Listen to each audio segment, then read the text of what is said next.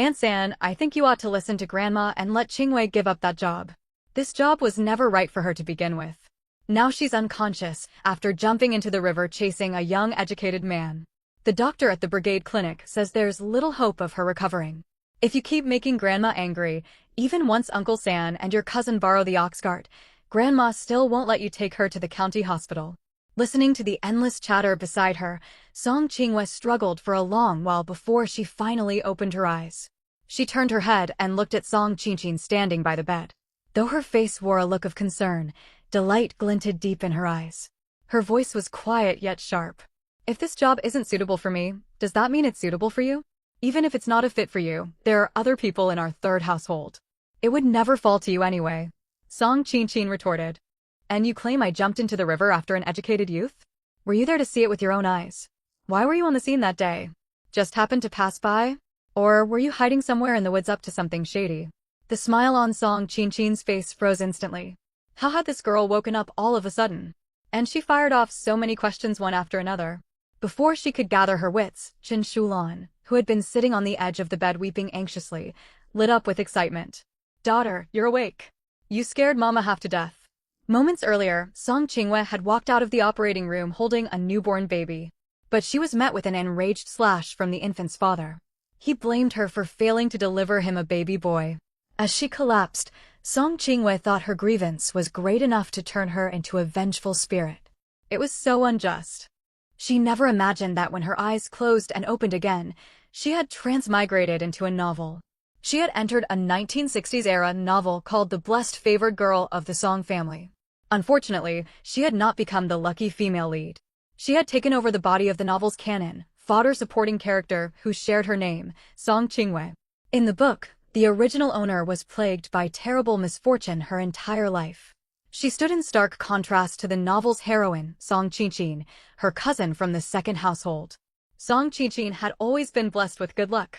She could find bird eggs whenever she stepped outside. Fish would practically leap into her arms by the river. The original owner, on the other hand, was constantly falling ill or suffering sprains and head injuries. Once, after graduating from junior high, she sat for the technical secondary school entrance exam. On the morning of the examination, she came down with a mysterious high fever and missed the test entirely. 𝐂𝐮 passed the exam and got into the school, scraping by with the lowest passing score. This time, the original owner's eldest brother, who served in the army, had been discharged recently after suffering a leg injury on the battlefield. In addition to his military severance pay, the army offered him a job at the county machinery factory. Thinking his injured leg would hinder him, the elder brother decided to pass the opportunity to his younger sister. The original owner had planned to report to the factory the next day. Yet today, she had accidentally fallen into the river.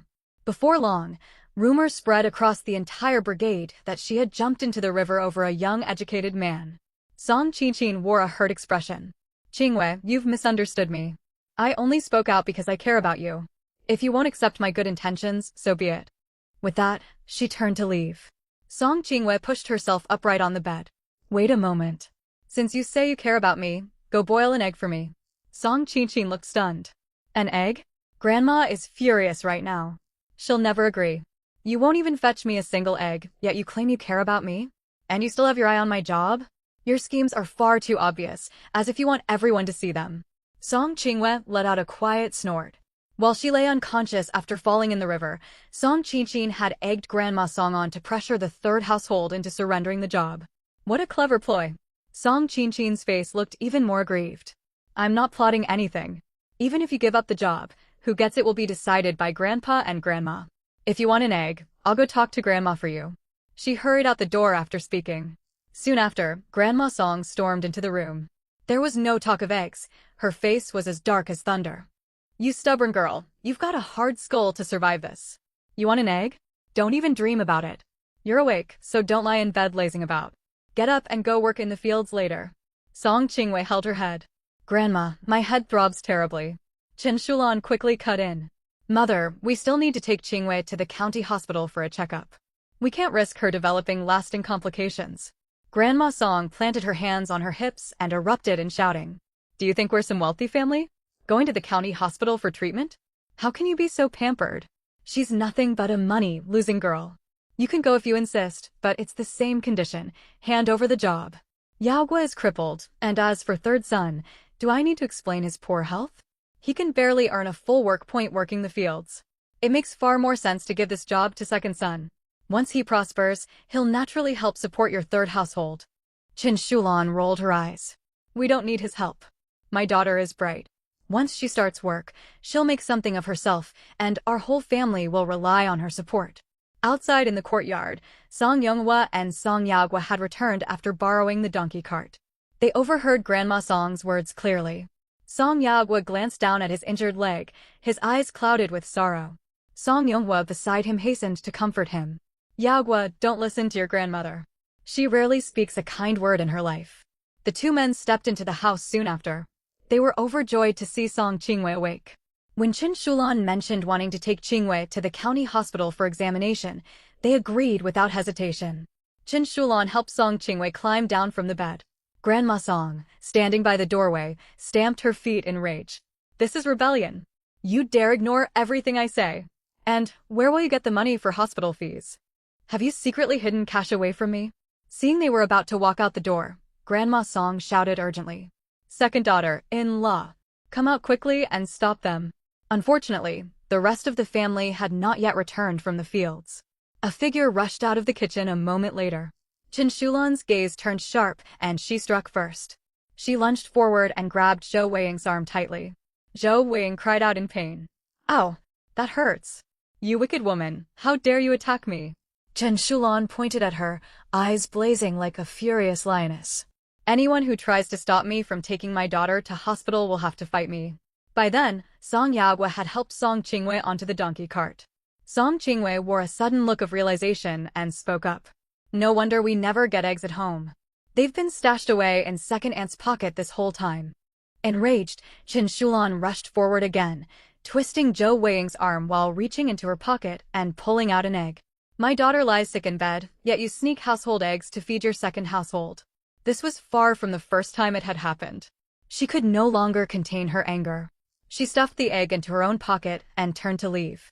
Once she climbed onto the cart, Song Yonghwa cracked the whip, urging the donkey to move faster.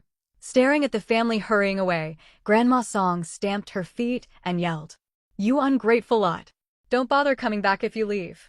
The donkey cart had only traveled a short distance when a small boy of around 5 or 6 came sprinting toward them. Father, mother, brother, sister, where are you going? Chen Shulan stretched out her hand and hauled the boy onto the cart. We're taking your elder sister to the county hospital for a checkup. Song Yaohong nodded obediently, then hastily pulled 2 bird eggs out of his pocket.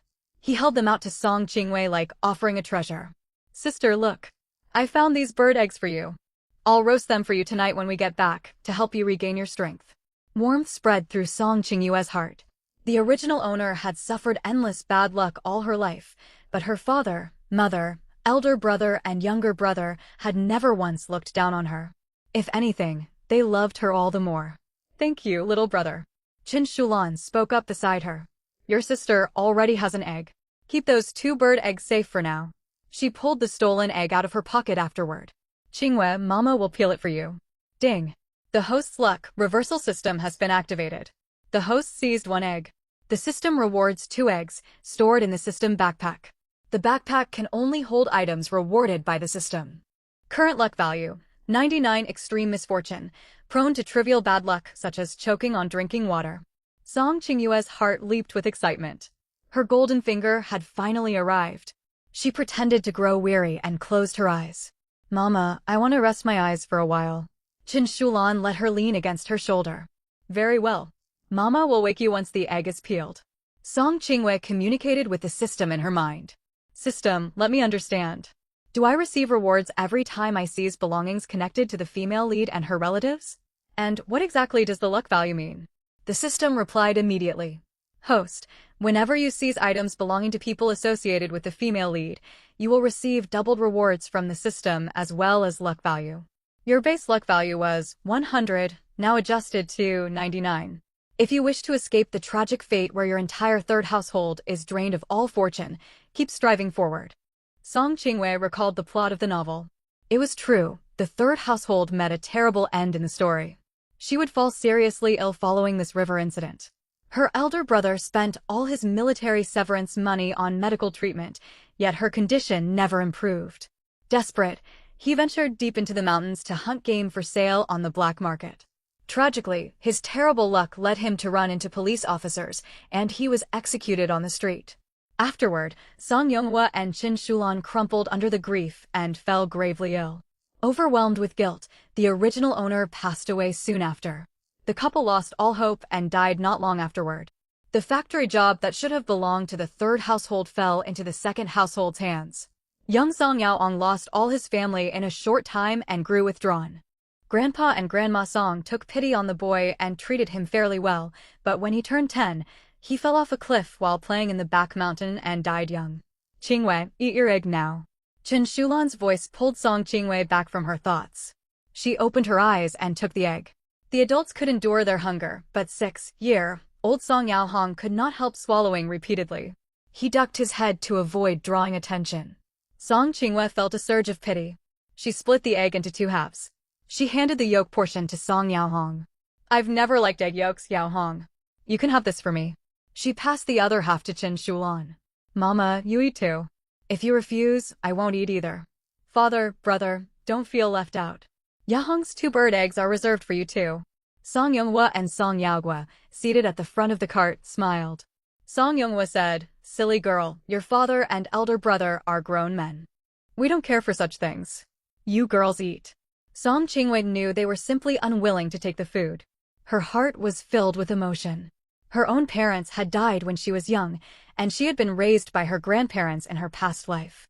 To gain such a loving family in this new world meant fate had not treated her entirely cruelly. Yet the moment she bit into the egg, she suddenly felt her throat constrict. She choked badly and could not stop gagging.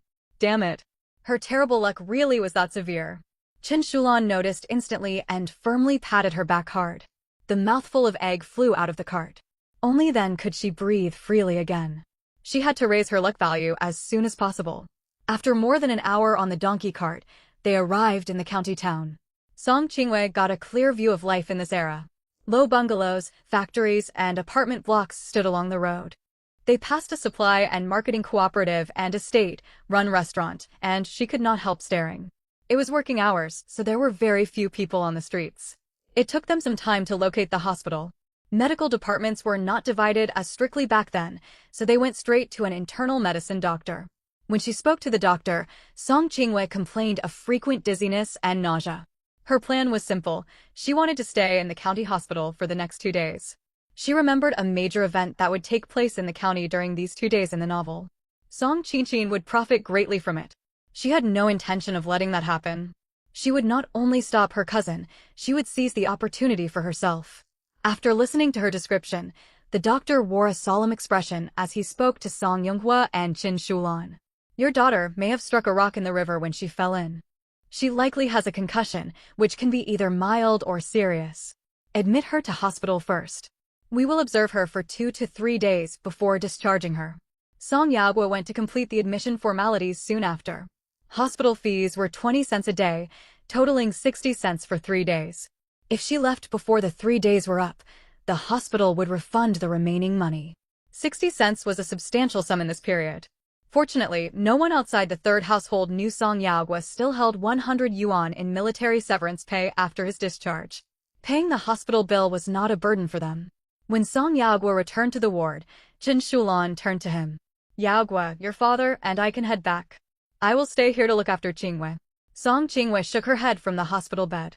"Elder brother, don't go back yet. Report to the machinery factory immediately. After thinking it over, factory work will almost certainly be too tough for me. The job should go back to you. Besides, I'm hospitalized now. The longer this job hangs unresolved, the more anxious I feel." Her family had wanted to give the job to the original owner because they worried about her poor health and constant misfortune. A stable job would offer her security for the future. But now that she inhabited this body, the position was not right for her. She would find work more suited to herself later on. She looked up at Song Yaohua. "Brother, did you bring all your paperwork and introduction letter?" Song Yaohua nodded. "I have them with me. I brought them along intending to deliver Qingwei to report to the county machinery factory. Then your accident happened. Father and I rushed to borrow the ox cart from the brigade, and we never got the chance to put the documents away at home. 𝐂𝐮 let out a quiet breath of relief. Then head to the factory to register right now. Chen Shulan agreed at once. 𝐂𝐽𝐽, listen to your sister. Go complete your registration at the factory and stop the rest of the family from endlessly scheming over this job. Once you succeed, don't forget to support your younger sister. 𝐂𝐽𝐽 nodded. Of course I won't forget, mother. I'm off to report to the factory now. 𝐂𝐽𝐽 had a great deal on his mind and decided to accompany him. The two men were gone for nearly 3 hours before returning. Chen Shulan asked eagerly, "What took you so long? Did everything go smoothly? Are you officially a factory worker now?" A faint smile appeared on 𝐂𝐽𝐽's handsome face as he nodded firmly. "I've finished all the formalities. I start work tomorrow." I also applied for a dormitory bed at the factory. Fortunately, there was one vacancy available. That's why we were delayed. It took time to sort out the dormitory. The dormitory housed 5 or 6 workers in one room, but he was thoroughly satisfied. 𝐂𝐽𝐽 added, "I made him stop at the supply and marketing cooperative to buy a lunchbox, wash basin, and towel. There's no need to fetch them from home. I'll bring a change of clothes for him tomorrow when I come visit Qingwei." As he finished speaking, 𝐂𝐽𝐽 lifted an oil paper package. When he unfolded it, several fragrant meat buns were revealed. "Mother, I bought 5 meat buns when I passed the state-run restaurant." Chen Shulan winced at the expense. "Why buy so many? You never know how to save money." Still, she waved her hand eventually. "Well, it's to celebrate your new job. It can't be helped. I won't eat, though. Each of you have one and leave the extra one for your sister." "Mother, if you won't eat, then I won't either," 𝐂𝐽𝐽 said. Chen Shulan shot her an exasperated look. Fine, I'll have one." After taking the bun, she said, "Husband, take 𝐂𝐽 home first. And don't tell anyone that 𝐂𝐽 has already registered at the factory." 𝐂𝐽𝐽 chuckled. "I won't breathe a word. Let them keep fretting over it. I'll reveal the truth once their longing drives them mad." 𝐂𝐽𝐽 smiled and gave him a thumbs up. "Father, I never knew you could be so crafty. Is that so? Do you think your mother married me only for my looks?" 𝐂𝐽𝐽 laughed. He was not boasting. He truly had striking features. Poor health meant he rarely worked out in the fields, leaving his skin fair. Combined with his fine facial features, he cut a dashing figure. Dressed in decent clothes, he could easily pass for an office cadre. Chen Shulan grew slightly flustered. It was true that she had fallen for him because of his good looks all those years ago. "Ahem, stop chatting nonsense. Off you go." Once they left, Chen Shulan turned to 𝐂𝐽𝐽. "Qingwei, are you thirsty? Mama will fetch you some water." 𝐂𝐽𝐽 took a bite of her bun and nodded. "Thank you, Mama. Look what I have." She pulled 2 eggs out of her pocket. Chen Shulan's eyes widened. "Daughter, where did you get these eggs?" 𝐂𝐽𝐽 smiled. "I secretly collected them from the henhouse yesterday and didn't get the chance to eat them. I stuffed them in my pocket before we left for the hospital." "Mama, could you boil them for me?" Chen Shulan took the eggs with a bright smile. "I will. I'll borrow the hospital's stove to cook them." My girl has finally wised up. The second household sneaks eggs for themselves constantly, why shouldn't we? She left happily. After she was gone, 𝐂𝐽𝐽 turned to 𝐂𝐽𝐽 with a pleading gaze. "Brother, do you have any spare money? Can I snatch 1 yuan from you? I don't want to explain the reason, but I really need to take 1 yuan from you." Faced with his younger sister's begging eyes, 𝐂𝐽𝐽 could never refuse her. He immediately pulled 1 yuan out of his pocket. "Silly girl, don't say snatch. If you want money, just ask your brother. Keep it safe, don't lose it." 𝐂𝐽𝐽 ignored his remark and said, "No, you have to admit I snatched it from you." Otherwise, she feared the system wouldn't register the transaction. 𝐂𝐽𝐽 smiled helplessly. "All right, you snatched it. Whether you snatched it from me or I gave it to you, Mother won't blame you. She'd be glad to see me give money to my little sister." 𝐂𝐽𝐽 knew he'd misunderstood, but she offered no explanation. She reached out and grabbed the coin. Ding. Host snatched 1 yuan. System rewards 2 yuan, deposited into system inventory. Luck value, 98, still classified as extremely unlucky. 𝐂𝐽𝐽's eyes lit up. She'd only wanted to test the mechanism. The system stated anyone connected to the female lead qualified for snatching. Her whole family was tied to 𝐂𝐽𝐽 after all. She hadn't expected it to actually work. After a moment's thought, her watery big eyes blinked. "Brother, if I say I want to snatch another yuan from you, will you be upset?" 𝐂𝐽𝐽 found this even more amusing and pulled another yuan from his pocket. How could I be upset with you? Go ahead and snatch it. But this is all I have left. I've no more money for you to take. 𝐂𝐮𝐬𝐬𝐞𝐬 took the coin, yet no system alert sounded. System, why no reward this time? Host, rewards cannot be triggered multiple times from the same person within a single day. 𝐂𝐮𝐬𝐬𝐞𝐬, why didn't you tell me sooner? Even 2 times from one person shouldn't count as multiple times. The system fell silent. 𝐂𝐮𝐬𝐬𝐞𝐬 handed the yuan back to 𝐂𝐮𝐬𝐬𝐞𝐬. Forget it, brother. Hold on to this for me. Give it back to me first thing tomorrow morning. 𝐂𝐮𝐬𝐬𝐞𝐬 shook his head, amused. Silly girl. Very well, I'll keep it safe and give it back tomorrow. Shortly after, 𝐭 returned carrying a bowl of water and 2 boiled eggs. She planned to save the eggs for the afternoon. When 𝐂𝐮𝐬𝐬𝐞𝐬 and his daughter arrived home, the rest of the Song family had already finished lunch. Some had gone to work in the fields, others out to wander. 𝐂𝐮𝐬𝐬𝐞𝐬 stepped into the kitchen. The pot was cleaner than if an ox's tongue had licked it bare, not a scrap left. Father, let's eat the buns eldest brother bought. 𝐂𝐮𝐬𝐬𝐞𝐬 tilted her small head and whispered. 𝐂𝐮𝐬𝐬𝐞𝐬 frowned. Silly child, put those away. We'll eat our own meal first, then have the buns afterward. We have grain at home, there's no need to touch those yet. 𝐂𝐮𝐬𝐬𝐞𝐬 quickly ran off to hide the buns and wild bird eggs inside their room. 𝐂𝐮𝐬𝐬𝐞𝐬 headed toward his parents' room. He walked in to find the two sitting on the bed chatting. Mother, unlock the cabinet. I need something to eat, he said. Old Mrs. Song rolled her eyes angrily. Dream on. You ignored your mother's advice. You deserve to go hungry. 𝐂𝐮𝐬𝐬𝐞𝐬 did not lose his temper. He smiled. Mother, if you won't open it, I'll smash the lock myself. He turned as if to leave. Old Mrs. Song flew into a rage and scrambled off the bed. Third son, dare you. Old Man Song remained calm. He tapped his tobacco pipe against the edge of the bed. Boy, stop right there. I need to talk to you. 𝐂𝐮𝐬𝐬𝐞𝐬 turned around. Father, are you going to bring up Yagua's factory job? Old Man Song fixed his cloudy eyes on him and spoke earnestly. Third son, it's not that your father plays favorites. Poor 𝐂𝐮𝐬𝐬𝐞𝐬 suffers constant misfortune. If she took the post, she might lose it somehow. Yagua has an injured leg. Work at the machinery factory would worsen it. As for you, your health is frail, so it's not suited for you either. Let your second brother take the job. He's quick, witted, and will quickly establish himself at the factory. He and 𝐂𝐮 will surely remember your kindness and help you whenever they get the chance. And you won't be giving up the job for nothing. I'll tell him to send you 5 yuan every month, up to a total of 300 yuan. What do you say? Third son's daughter 𝐂𝐮 had passed the technical secondary school entrance exam, majoring in accounting. She would graduate and receive a work assignment next year. She was bound to have a promising future. If third son made this gracious gesture now, he would still benefit from her success, even if the family split later. 𝐂𝐮𝐬𝐬𝐞𝐬's eyes shifted. Very well, father. What you say makes sense. Let me think it over. Mother, hand over the key now, or I really will smash the lock. I have enough strength to lift a stone. Old Mrs. Song nearly flew off the handle again. Old Man Song spoke up. Wife, fix third son something to eat. Old Mrs. Song huffed angrily and headed to the kitchen to unlock the cabinet. 𝐂𝐮𝐬𝐬𝐞𝐬 added, Mother, since you're eager to claim my son's job, you could at least add some white flour to the meal. Old Mrs. Song shot him a sharp glare. In the end, she cooked a pot of wild vegetable dough soup with white flour. Once 𝐂𝐮𝐬𝐬𝐞𝐬 and 𝐂𝐮𝐬𝐬𝐞𝐬 finished eating, they hurried back to their room to eat the buns. 𝐁 had slept beside the hospital bed the previous night. 𝐂𝐮𝐬𝐬𝐞𝐬 had stayed in the factory dormitory.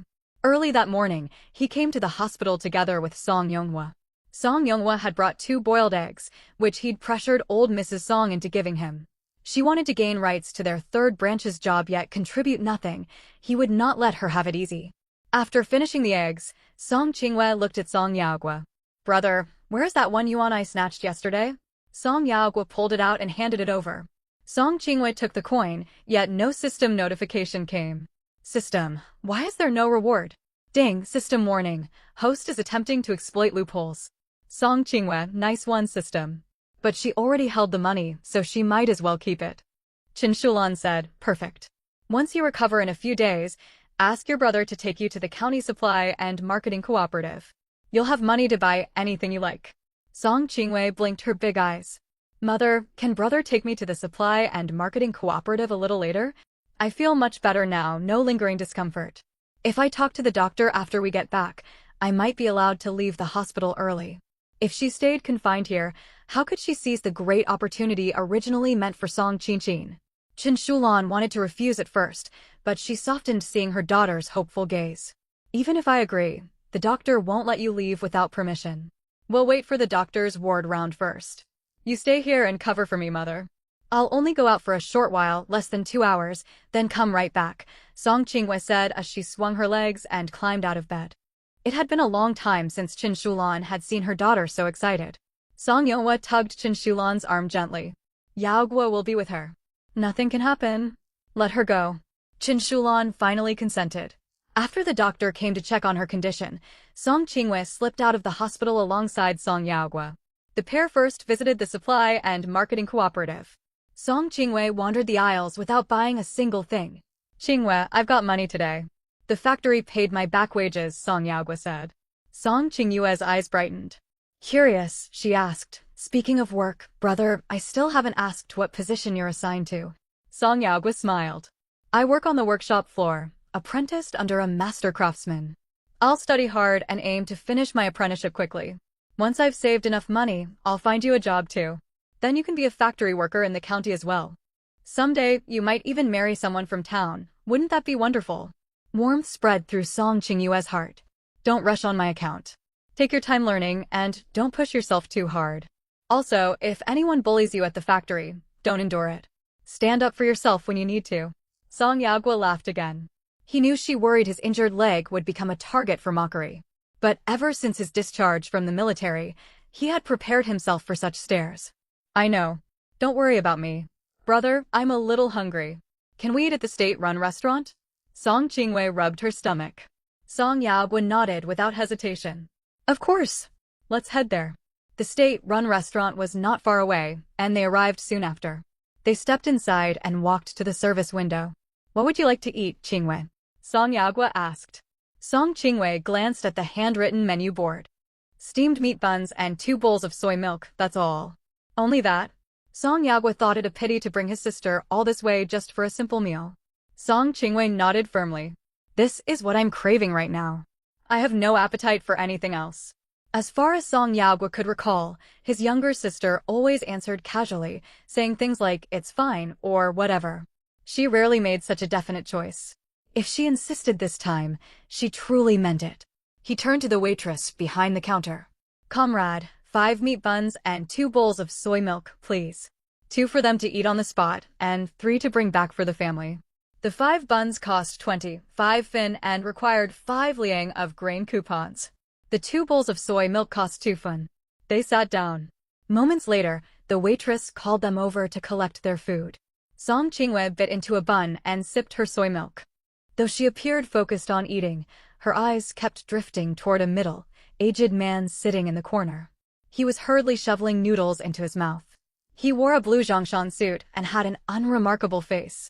He ate in a rush, as if hurrying somewhere, checking his wristwatch every few moments. There was a faint bulge at his waist. Song Qingwei guessed he carried either a knife or a gun, most likely a knife. A few minutes later, the man's bowl of noodles was nearly empty. She leaned forward and whispered to Song Yaoguo across the table. Brother, there's something off about the man sitting behind you. Let's stop eating and follow him. Song Yaoguo instantly grew alert. Though he sensed nothing amiss himself, he trusted his sister's judgment. He nodded quietly, grabbed the leftover buns, and stood up. Just then, he watched the man walk past their table. He stole only a quick glance, afraid to alert their target. Yet the faint impression left as the man passed told him something was indeed wrong, the instinct honed by years of military service. Outside, they trailed the man at a casual pace. Suddenly, 2 uniformed public security officers appeared ahead on the road. Their expressions were stern. Their eyes scanned the surroundings as if searching for someone. The man walking ahead froze, then abruptly changed direction. Song Yaoguo and Song Qingwei exchanged a glance and followed suit. Unexpectedly, the middle-aged man quickly noticed them. Mistaking them for accomplices of the officers, he broke into a sprint. Song Yaoguo gave chase without hesitation. Though one leg suffered an old injury, it barely slowed him down as he ran. He closed the distance quickly. Cornered, the man's eyes turned vicious. He pulled a dagger from his waist and lunged toward Song Yaoguo. Song Yaoguo's gaze turned cold. He shot out a hand and seized the man's wrist. The man cried out in pain. The knife clattered onto the ground. 𝐂𝐮 lifted his foot and kicked the man's knee. The man crumpled to the pavement in agony. In the next instant, 𝐂𝐮 twisted his arms behind his back and pinned him firmly. The two public security officers caught up soon after. One pulled out handcuffs and secured the suspect. The other turned to 𝐂𝐮 with a questioning look. "What is your name, comrade? What line of work are you in?" "My name is 𝐂𝐮. I'm a recently discharged PLA soldier." Understanding dawned on the officer's face. "No wonder you moved so quickly and spotted this fugitive. Thank you sincerely for your assistance. We've been searching for this man for a long time." They had identified him as a secret agent days earlier, yet their first raid on his home came up empty. They later learned he had a lover and went to her residence today, only to find he had fled again. They never imagined capturing him on the street like this. 𝐂𝐮 wanted to explain that it had not been him who first noticed the suspect, but Song Ching-wei secretly tugged the hem of his shirt. He reached out to shake the officer's hand. "No need to thank me. It was my duty." Song Ching-yue's eyes sparkled, a smile tugging at her lips. "That's right. Even though he's discharged now, brother is also a proud worker at the machinery factory." The officer's smile widened. "So you work at the machinery factory?" Once the officers led the suspect away, 𝐂𝐮 turned to Song Ching-wei. "Ching-wei, how did you realize that man was suspicious? And why didn't you let me tell the officers you were the one who spotted him first?" Song Ching-wei answered calmly. "I sat facing him, so I could clearly see the strange look on his face and make out the object hidden at his waist. As for letting you take the credit, the praise will benefit you. Think about it, you've only just started work at the factory. Official recognition from the Public Security Bureau will make your master proud. He'll put more effort into training you, and the factory might even issue you an official commendation. Praise means little to me, and I don't care about being recognized by the officers anyway." 𝐂𝐮 felt a surge of warmth. He was truly fortunate to have such a thoughtful younger sister. Just then, a voice sounded from behind them. "Yaoguge Ching-wei, what are you doing here?" "Ching-wei, didn't you say you were unwell? You should be resting in the hospital, not wandering around town. Do you know how worried everyone at home is?" She then put on a look of shock. "You wouldn't pretend to be sick just to come into town for fun, would you? That's terrible." Song Ching-wei turned to see Song Ching-chin, and she felt no surprise. According to the novel, Song Ching-chin would come to the state, run restaurant with a male classmate today. She was meant to accidentally collide with the secret agent, knocking him to the ground and preventing his escape. It sounded ridiculous, but that was the power of being the novel's female lead. Favored by fate, nothing she did seemed implausible. Afterward, the public security officers would praise her. She would gain great fame at school and be lauded by the entire village when she returned home.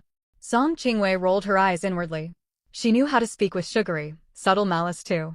Confusion crossed her fair face as she asked in return. "I suffered a head injury, but I still remember today is Monday. Shouldn't you be in school? Did you skip class to stroll around town with a male classmate?" "Ching-chin, yeah, our whole family cares deeply about your studies. Everyone scrimps and saves for you, and grandfather and grandmother hold high hopes for you. How could you do such a thing? It's truly disappointing. But don't worry. I'm not one to run off and tattle. I'll pretend I never saw this." Song Ching-chin's jaw tightened. She retorted angrily, "That's not true. Don't make wild accusations. We're just here to purchase supplies for our class. We're heading to the supply and marketing cooperative next." Song Ching-wei blinked her large eyes, feigning innocence. "If I was mistaken, I apologize. I only spoke out of concern. You aren't upset with me, are you, Ching-chin Jia?" She adopted a slightly frightened expression. "You won't run to grandmother and claim I bullied you again, will you? Grandmother will beat me if you do. I'd be afraid to go home then. Maybe I should stay in the hospital a few extra days. I already have a concussion. If grandmother hits me, my injury could worsen." 𝐂𝐮 backed her up. "Don't be afraid, Ching-wei. I'll protect you. If grandmother wants to hit anyone, she can hit me instead." He was no fool. He heard clearly that Song Ching-chin had insinuated his sister was faking her illness. Song Ching-chin was seething. What had gotten into this girl? She had always been quiet, barely uttering 3 words when spoken to. After falling into the water, she seemed to have woken up. And she was copying Ching-chin's own tactics. Song Ching-wei did not give her time to respond. She turned toward the young man beside Song Ching-chin. "Hello, my name is Song Ching-wei." The young man nodded hastily. "Ahem, hello comrade Song. My name is 𝐂𝐥𝐿, G for aspiration, Guo for nation. It's a pleasure to meet you. He had always thought Song Qiqin was the prettiest girl in their school. He had never expected her cousin to be even more beautiful. She had a fair oval face, bright lips, and white teeth. Most striking of all were her large, watery eyes that seemed to speak, flickering like a deer in the woods. She wore her hair in two simple braids just like every other girl, yet she carried them far more gracefully. Song Qingyue's gaze flickered at the name. 𝐂𝐥𝐞𝐬𝐬𝐞𝐝, one of Song Qiqin's many admirers in the original novel. His family lived in the county. His parents were both factory workers, and he had two elder sisters. Doted on at home, he frequently treated Song Qiqin to meals at the state-run restaurant. That was exactly what he planned to do today. Though Song Qiqin dared not admit it, hence her lie about buying supplies for the class. A gentle smile tugged at Song Qingyue's lips, her eyes shining brightly. It's a pleasure to meet you, Comrade 𝐂𝐥𝐞𝐬𝐬𝐞𝐝. Your name carries great ambition. If you're Qiqin's friend, you're my friend as well. We may meet again someday. With that, she turned to look at Song Yaoguo. Brother, I'm a little tired. Let's head back to the hospital. Song Yaoguo nodded. All right, Qiqin, Comrade Zhou, we're off. Song Qiqin watched their retreating figures. A growing unease settled over her heart. She couldn't shake the feeling that she had just lost something, and it gnawed at her. When she snapped out of her thoughts, she noticed 𝐂𝐥𝐞𝐬𝐬𝐞𝐝 still staring at Song Qingyue's back. Her discomfort intensified. 𝐂𝐥𝐞𝐬𝐬𝐞𝐝, what are you gawking at? 𝐂𝐥𝐞𝐬𝐬𝐞𝐝 jolted back to his senses and scratched the back of his head sheepishly. Nothing. I just thought your cousin looks quite a bit like you, so I couldn't help staring for a moment. Song Qiqin shot him an angry glare, huffed, and stormed off. 𝐂𝐥𝐞𝐬𝐬𝐞𝐝 hurried to follow her. Usually, he found this kind of temper tantrum from her endearing. But today, he thought her angry expression looked far less pleasant. Once the area emptied, a young man stepped out from a nearby alley. He wore a plain white shirt and dark blue trousers. Though his outfit was ordinary, his handsome features and tall, straight frame lent him an air that set him apart. He faced the direction Song Qingyue had left. Amusement flickered in his beautiful almond-shaped eyes. This girl is quite something. She's good at putting on an act, and she certainly knows how to talk. Her wit even outmatched his own. He had seen her subtly tug the hem of Song Yaoguo's shirt just now. It was obvious she was the one who had spotted the spy. Yet she had let the credit go to someone else. Song Yaoguo. Why did that name ring a bell? Suddenly, a thought struck him, and a faint smile tugged at his lips. He then turned and left the lane. Song Qingyue had no idea her earlier exchange had been watched like a show. Right now, she was elated listening to the system prompt echoing inside her mind. Ding! Congratulations to the host for snatching a share of the female lead's merit. Rewards received: 4 pieces of 10-foot floral cloth, 4 pieces of 10-foot dark blue cotton cloth, 4 pieces of 10-foot white cotton cloth. 4 pairs of women's cloth shoes, 4 pairs of men's cloth shoes, sizes adjustable by the host at will. 10 cans of fruit, 10 ⁻⁻ barrels of rapeseed oil, 100 ⁻⁻ of wheat flour, 100 ⁻⁻ of japonica rice, 100 ⁻⁻ of pork. Friendly reminder: once items are taken out of the space, their outer packaging will automatically match the style of this era. Luck value 50. You will still be prone to misfortune. Joy searched through Song Qingyue. I love you, system. After a moment's thought, she asked curiously. System, will my luck value keep rising and eventually reach an incredible level? Yes, host. Once you accumulate enough luck, you can spend luck value to open them all to exchange for whatever you want. You can also buy me a virtual body. Song Qingyue raised an eyebrow. That's an option? Great. I'll work hard to get you a virtual body. If I ever gain the ability, I'll get you a physical one too. Woo-woo. Thank you, host. I won't issue warnings to you anymore. A smile glinted in Song Qingyue's eyes. Can I take advantage of my family members to gain rewards? That's not allowed. I may stop warning you, but the system will not detect or grant rewards for such actions. Song Qingyue, all that talk for nothing. Well, she'd already made the promise, so there was no taking it back. Seeing them return after such a long time, Chen Shulan was overcome with worry. What took you so long to get back? Song Yaoguo recounted everything that had happened on the road. Chen Shulan listened, her heart pounding with anxiety. She nearly jumped up to say they should have minded their own business, but remembering her son's past service in the military, she calmed down. Let this slide this time. Don't be so impulsive next time, especially when you have your sister with you. The girl was already prone to bad luck. What if the spy had hurt her? Song Yaogwen nodded quickly. I know, mother. Don't be upset, it won't happen again. If he spotted another spy in the future, he could hardly pretend he'd seen nothing. Still, he would prioritize protecting his sister. Song Qingwei spoke quickly. Mother, let's find the doctor. I walked around for a while and feel no discomfort. I think I can be discharged.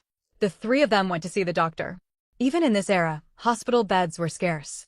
Since the patient showed no adverse symptoms, the doctor approved her discharge. She could return to the hospital if she felt unwell later. There was no donkey cart available, so they headed to the bus stop to catch a ride home. After waiting more than half an hour, they watched the bus slowly approach in the distance. The fare was 2 fun per person, 6 fun for the three of them. Song Yaogwen needed to work at the factory, so he could not travel back with them. The bus traveled faster. It took roughly half an hour to reach Hongxing Commune. To get back to their village, they still had to walk. Fortunately, after walking a while, they met an ox cart returning to the village from the county seat. Song Yonghua called out at once. Uncle Yonggu. Many families in Shuangyang village shared the surname Song. The man driving the ox cart, Song Yonggu, was a distant relative within 5 generations. Song Yonggu halted the cart. Why, Yonghua? Did you just come back from the county? Climb aboard, I'll give you a lift. Song Yonghua smiled and nodded. Thank you. Several village women sat on the ox cart. When they saw the newcomers, their eyes drifted towards Song Qingwei. One woman spoke up. Qingwei girl, I heard you jumped into the river over that educated youth, 𝐂𝐴ihua. How could you be so reckless? Chen Shulan was about to snap, but Song Qingwei quietly squeezed her hand to stop her. She wore a look of disbelief. No way. Are you all really believing such absurd gossip? I've barely met Comrade Zhou. I can't even recall what he looks like. How could I be fond of him? Besides, I'm going to work in a factory in the county. Why would I jump into a river over a stranger? I'm no fool. I was out digging wild vegetables on the mountain that day. I saw a man coming down through the woods. A piece of paper fell from him, and I hurried to pick it up to return it. The more I walked toward him, the faster he ran. Then I stepped on a loose stone and tumbled into the river by accident. You must tell me who started this rumor. I'm going to demand an explanation. The truth was different. On that day, the original owner had been digging wild vegetables when she accidentally spotted Song Qingqin meeting secretly with the educated youth 𝐂𝐴ihua. Shocked, she hurried downhill. Bad luck struck, and she slipped and fell into the river. Her cries for help must have carried far. They drew the attention of the pair hidden in the woods. Though they did not know the original owner had witnessed their secret meeting, Song Qingqin wanted to get back at her. Before leaving, she told 𝐂𝐴ihua what to do. He need not rescue her. If she drowned, it was her fate. If someone pulled her out, he would claim the girl had jumped into the river after he rejected her confession. It was a vicious scheme to ruin her reputation. Luckily, a woman gathering wild vegetables found her, otherwise the original owner might have drowned unseen. Song Qingwei had no intention of letting this matter rest. She simply needed time to plan, and not much time at that. Today was Monday.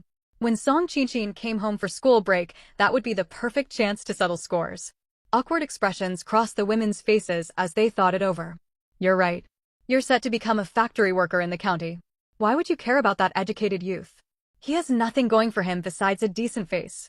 Once you're working in town, you can meet all kinds of good men. You might even find a formal factory worker as your partner. We'll help clear your name once we get back. No one can ruin your reputation. I was there that day. 𝐂𝐴ihua claimed you chased him into the river. Turns out that chase was just you trying to return his things. And you slipped, you didn't jump. Those are two very different things. Can't that boy speak properly? How did such a huge misunderstanding start? Compared to an outsider educated youth, they naturally trusted a girl from their own village. Everyone began to suspect 𝐂𝐴ihua was the one at fault. Chen Shulan had stayed in the hospital and could not seek answers earlier. Now that she understood the whole story, she was determined to demand justice. She gritted her teeth. These city folk sure have tricky minds.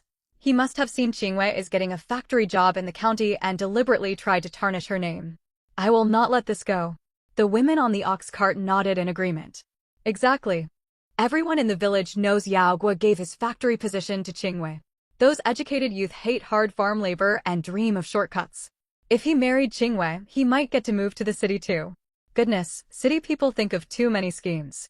I'll warn my daughters to keep away from those educated youth. 𝐂𝐮 rolled her eyes inwardly. As if her daughters could compare to my girl. Soon they arrived home.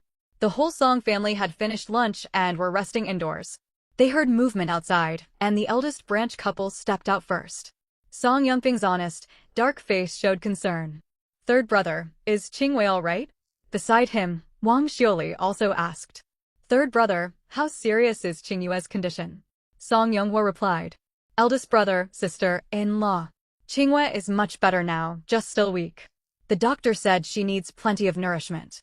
Shortly after, Song Yongding and Zhou Weiing of the second branch came out of their room. Zhou Weiing wore a mocking smile. That's hardly different from usual. Qingwei always spends 4 or 5 days resting out of every 7. How will she manage factory work in the county? Can she handle the labor? 𝐭𝐿 shot her a cold look. Don't talk nonsense. Our Qingwei is frail, but not nearly as badly as you claim. Sister-in-law, don't trouble yourself worrying about us. We can always find her lighter work. One way or another, she will be a factory worker living in town. Song Yongding let out a hollow laugh. Don't take offense, third sister-in-law.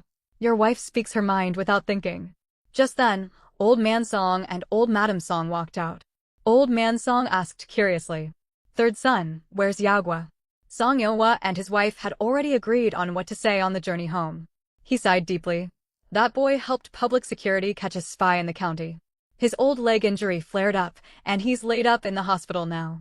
Father, mother, your wife, and I will take turns traveling to the county to visit him these days. The eldest branch had 3 children, 2 elder daughters already married, and a son, Song Weinian, attending junior high at the commune school, living at home. The second branch had 2 children. Eldest son Song Guan finished senior high, but jobs were not guaranteed after graduation, and he had found nothing. He stayed home earning work points in the fields. Having spent so many years studying, he was clumsy at farm labor. He earned very few work points each day and often took breaks when the work grew tough. Their daughter was Song Qiqin, studying at a technical secondary school in the county and boarding there, only returning on rest days. Their third branch also had 3 children. Song Yaogua served in the military years ago and sent most of his monthly wages home to the family fund. Song Qingwei graduated junior high last year and earned work points at home. Song Yaohong would start primary school next year. That meant no one from the third branch was currently attending school. The third branch spent the least on schooling and still worked the fields to earn work points. It simply wasn't fair. Why not take every chance to ease their burden? The rest of the Song family listened to the story without suspicion. They only thought misfortune hounded the third branch. Third brother, did Yaogua get any reward for capturing the spy? Zhou Weiing asked eagerly. Song Yonghua put on a solemn expression. What a thing to say, sister-in-law. Assisting public security in catching spies is our civic duty. How can we ask for rewards? Word would get out and people would say we lack political awareness. Zhou Weiing rolled her eyes in irritation. As if he had such lofty ideals. Old Madam Song glared at Song Yonghua. What bad luck plagues this whole household? Very well. I won't interfere. Go visit him if you must. But any work points lost from taking leave must be made up later. Song Yonghua nodded. We'll make them up. Whether he actually would was entirely up to him. Even if they tried to force him, he could always avoid them. Soon it was time to head out to work in the fields. Old Madam Song was in poor health and stayed home, but Old Man Song went to labor. Before Old Man Song left, Song Yonghua slipped into their room. Father, mother, Yaogua's old injury has flared and he's in hospital. I don't have cash on hand. Could you give me some money? Old Madam Song immediately burst into angry shouts. Not a penny. Don't think I don't know you keep private savings. If you had no money, how did you pay for the girl's medical bills? Song Yonghua persisted. Mother, we spent all our private savings on Qingyue's hospital treatment. When Yaogua served in the army, he sent all his wages into the family fund. It's only reasonable we get some back to treat his injury. Here's an offer. You've been wanting us to hand over the factory job to second brother. Instead of promising money later, give us 300 yuan now and we'll give up the position. He would not settle for empty promises. He wanted tangible cash. Old Madam Song frowned tightly. 300 yuan. Where would we get such a sum? You might as well break my old bones. There's daily food, minor illnesses, school fees for the children. Qinghua falls sick constantly and runs up bills at the health station. If you refuse to give us money, forget getting the factory job. At least spare 5 or 10 yuan right now. He was determined to get some money from his parents today. Old Madam Song was about to argue, but Old Man Song cut her off. Wife, get 2 yuan for the third son. That's all we have. Take it or leave it. He knew his own son well. He almost certainly still had savings hidden away. In the end, Old Madam Song fetched 2 yuan while grumbling nonstop. Song Yonghua took the money and left. Old Man Song stared toward the doorway and sighed. Misfortune just clings to the third branch. In the old days, I would have invited a Taoist priest to take a look. But feudal superstition was forbidden now and he could do nothing. He had not been able to bathe while staying in the hospital, so Song Qingwei longed to wash up. Song Yonghua and Qin Shulan went to the kitchen to heat water for her. After Song Qingwei bathed and Qin Shulan washed her clothes, she planned to head to the educated youth dormitory to confront Zhou Aihua. Before she could leave, she spotted someone standing at the gate of their courtyard. Zhou Aihua? You dare show up here? I was just about to come find you. Zhou Aihua hastened to speak awkwardly. Please don't be angry, Andy. It's my fault. I spoke carelessly, never expecting such misunderstandings to spread. I've come to apologize in person. He lifted the paper parcel in his hand. I brought some brown sugar for Comrade Song Qingwei to restore her health. That noon, someone returning to the educated youth dorm had told him villagers were saying he had schemed against Song Qingwei. The other educated youth looked down on him, and the villagers would shun him if things stayed this way. If he hoped to live peacefully in the village, he needed to improve the situation. After much thought, he brought gifts to apologize at the Song residence. We don't want your brown sugar. Qin Shulan grabbed a broom leaning against the yard wall and swung it at him without holding back. Zhou Aihua failed to dodge and took a blow to the shoulder. He cried out in pain. Why are you hitting me? Qin Shulan kept striking him, hitting harder against his back. I'd do far worse. Don't think I don't know your intentions. Stop dreaming of things you cannot have. If I see you approach Qingwei again, I'll tear into you. Get out of here. Terrified, Zhou Aihua turned and ran, leaving the packet of brown sugar behind. He slowed his pace only once he neared the educated youth dormitory. Entering the yard, he recognized a figure from behind. A flicker crossed his eyes, and he put on a sorrowful, pained expression. Comrade Xiuhong, what brings you here? Sun Xiuhong turned around.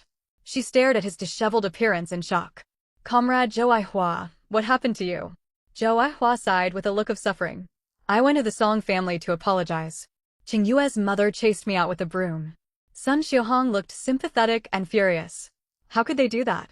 It's unfair. The rumors were spread by others, not your fault. What if you were seriously injured? Could they pay for it? She quickly pulled 3 fruit candies and a packet of brown sugar from her coat pocket and pressed them into his hands. My family sent supplies from the city. I'd like to share some with you. Her cheeks flushed faintly after speaking. Zhou Aihua was used to her giving him things, yet he said politely, Comrade Xiuhong, you should keep them for yourself. You've lost weight lately. Sun Xiuhong's heart warmed. Even hurt, he still thought of her. Surely he cared for her. She shook her head quickly. No, please take them. I still have plenty at my place. She would happily scrimp and save to give him what he needed. Zhou Aihua hesitated for a moment before accepting them. Very well, I'll take them. I'll repay you later. Sun Xiuhong was about to say more when she wrinkled her nose in confusion. Aihua, why do you smell so bad? The odor grew stronger the more she breathed it in. Zhou Aihua sniffed himself anxiously.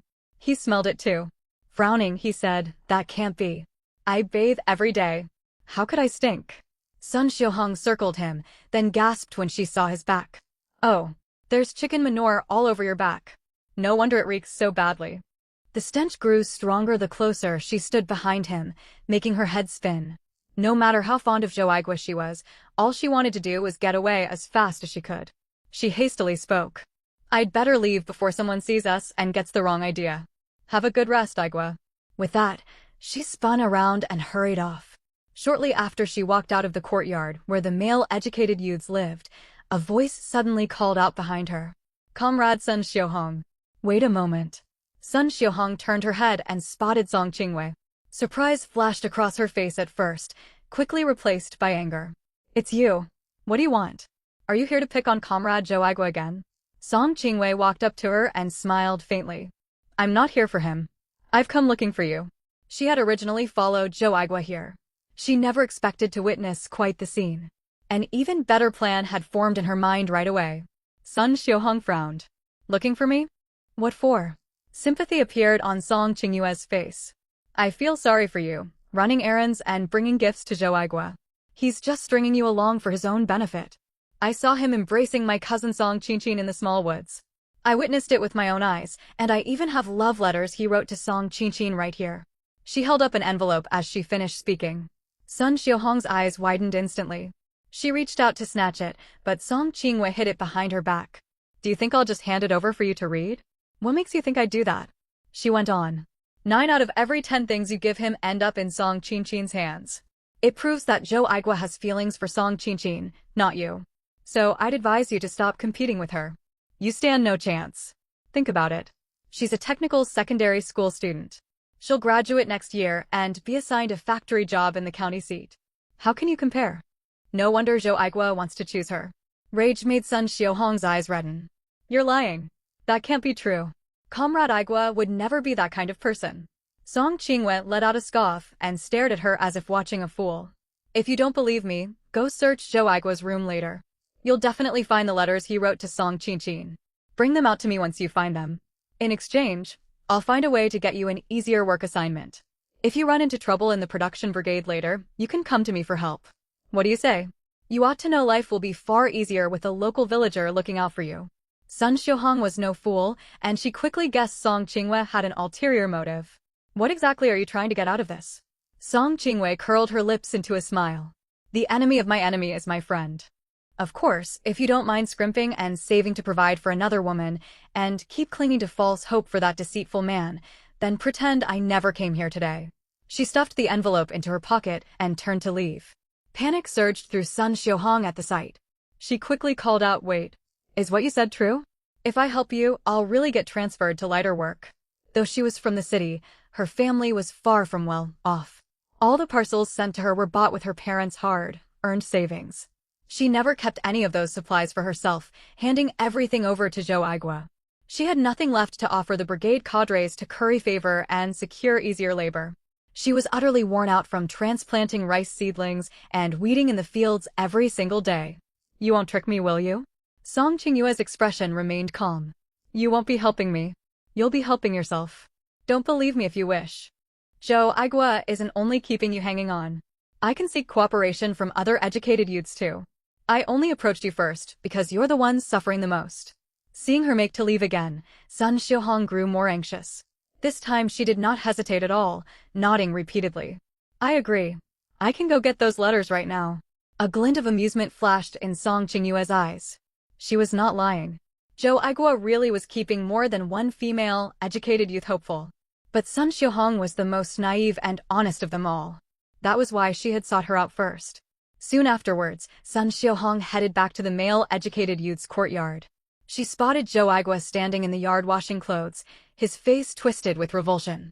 She swallowed her anger and walked over, wearing the concerned expression she usually showed him. Comrade 𝐂𝐽𝐽, let me wash these for you. Chicken manure is terribly difficult to clean off. You'd better hurry off to work, or you'll lose work points if you're late. She rolled up her sleeves and took the basin of clothes straight from 𝐂𝐴𝐽𝐽's hands. 𝐂𝐴𝐽𝐽 was surprised to see her return. Still, this worked perfectly for him. He had been dreading washing the stinking garments. What about you, Comrade Xiuhong? Sun Xiuhong shook her head. I work quickly. I'll head to the fields as soon as I finish washing. 𝐂𝐴𝐽𝐽 did not suspect a thing. Very well. I'm off then. He turned and left in a hurry, afraid Sun Xiuhong might change her mind. Once she was certain he was gone, Sun Xiuhong tossed the clothes back into the basin and hurried into the room. 3 male educated youths shared this room. She had visited before, so she knew exactly which bed belonged to 𝐂𝐽𝐽. After searching for a while, she found envelopes tucked under his straw mat, more than one in fact. She hastily opened one and read the first line. My dearest 𝐂𝐮. Beneath it was a poem. From afar I watch you, you're a lamp lighting up my life. I long to gently knock upon the door to your heart. After reading just those 2 lines, Sun Xiuhong burned with fury. Her hands began to tremble. If not for the name 𝐂𝐮, she might have deluded herself that the letter was meant for her. But the name was there, leaving no room for wishful thinking. Tears rolled down her cheeks before she realized it. She quickly wiped them away. She opened another letter. It looked unfinished, with no recipient written on it. Even so, Sun Xiaohong was convinced it was also intended for Song Qiqin. She put that letter back in its place and did not read the rest. She kept searching and soon spotted a leather-bound notebook wedged in a crack under the headboard. It looked strangely familiar. It was exactly the notebook her elder brother had given her when she first came to the countryside. She had not brought herself to use it and had gifted it to Zhou Aigua instead. She opened it and discovered it was a diary. Sun Xiaohong skimmed through the pages, filled with writings detailing his affection for Song Qiqin. Afraid someone would come and catch her, she dared not linger to read more. She tucked the diary away. Then she returned outside to finish the laundry.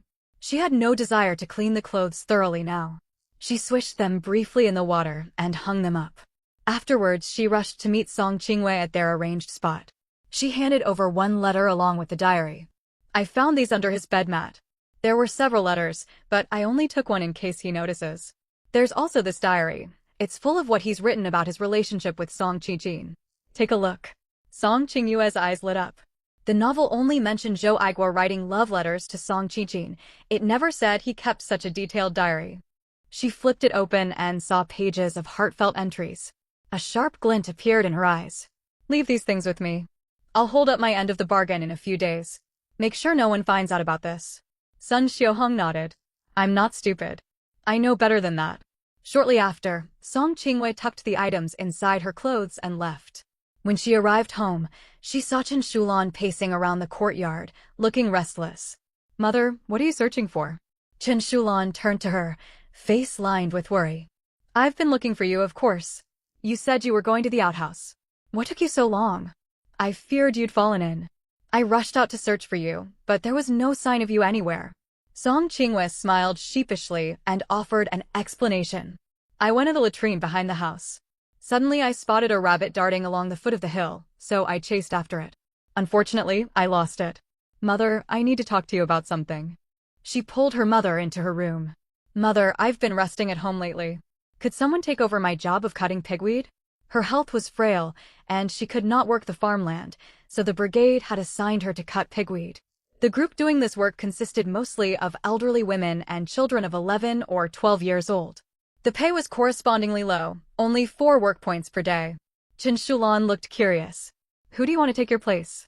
The female educated youth at the educated youth dormitory, named Sun Xiaohong. Don't ask me why for now. Can you arrange it? Though Chen Shulan had no idea what her daughter was planning, she trusted her and nodded. It can be done easily. I just need to have a word with the wife of the production brigade leader. She was the one overseeing the pigweed cutters. They were distant relatives and had always gotten along well. Replacing one worker with another would not pose any difficulty. She would find a reasonable argument to convince her to let an educated youth take the job. Song Qingwei nodded. Thank you, Mother. There's no need to speak to her right away. Wait a couple of days. She had no intention of working in the fields ever again. Sun Xiaohong could take her place. Early the next morning. After breakfast, Song Qingwei returned to her room to lie down. Once everyone else had left for work, Song Qingwei called out to her system. System, I remember in the novel Song Qiqin discovered a wild ginseng on the mountain. I plan to head up the mountain to look for it soon. Can you give me a map as a favor? That is not allowed, host. You may purchase one using your luck points. Your current luck point balance, 50. Song Qingwei rolled her eyes. I know it's negative. If it drops any lower, I might choke just drinking water. But system, what good will it do if I die? Can you extend me credit just this once? I promise I'll pay you back very soon. The system ran a quick analysis and decided to agree. The cost was not overly high after all. Very well, host. This will cost 20 luck points. The map is single, use only. Moments later, a map materialized in Song Qingyue's mind, marked with countless small red dots annotated with icons. One spot bore the symbol for ginseng. Beyond that, several other red dots clustered near the ginseng, zooming in revealed wild boar icons.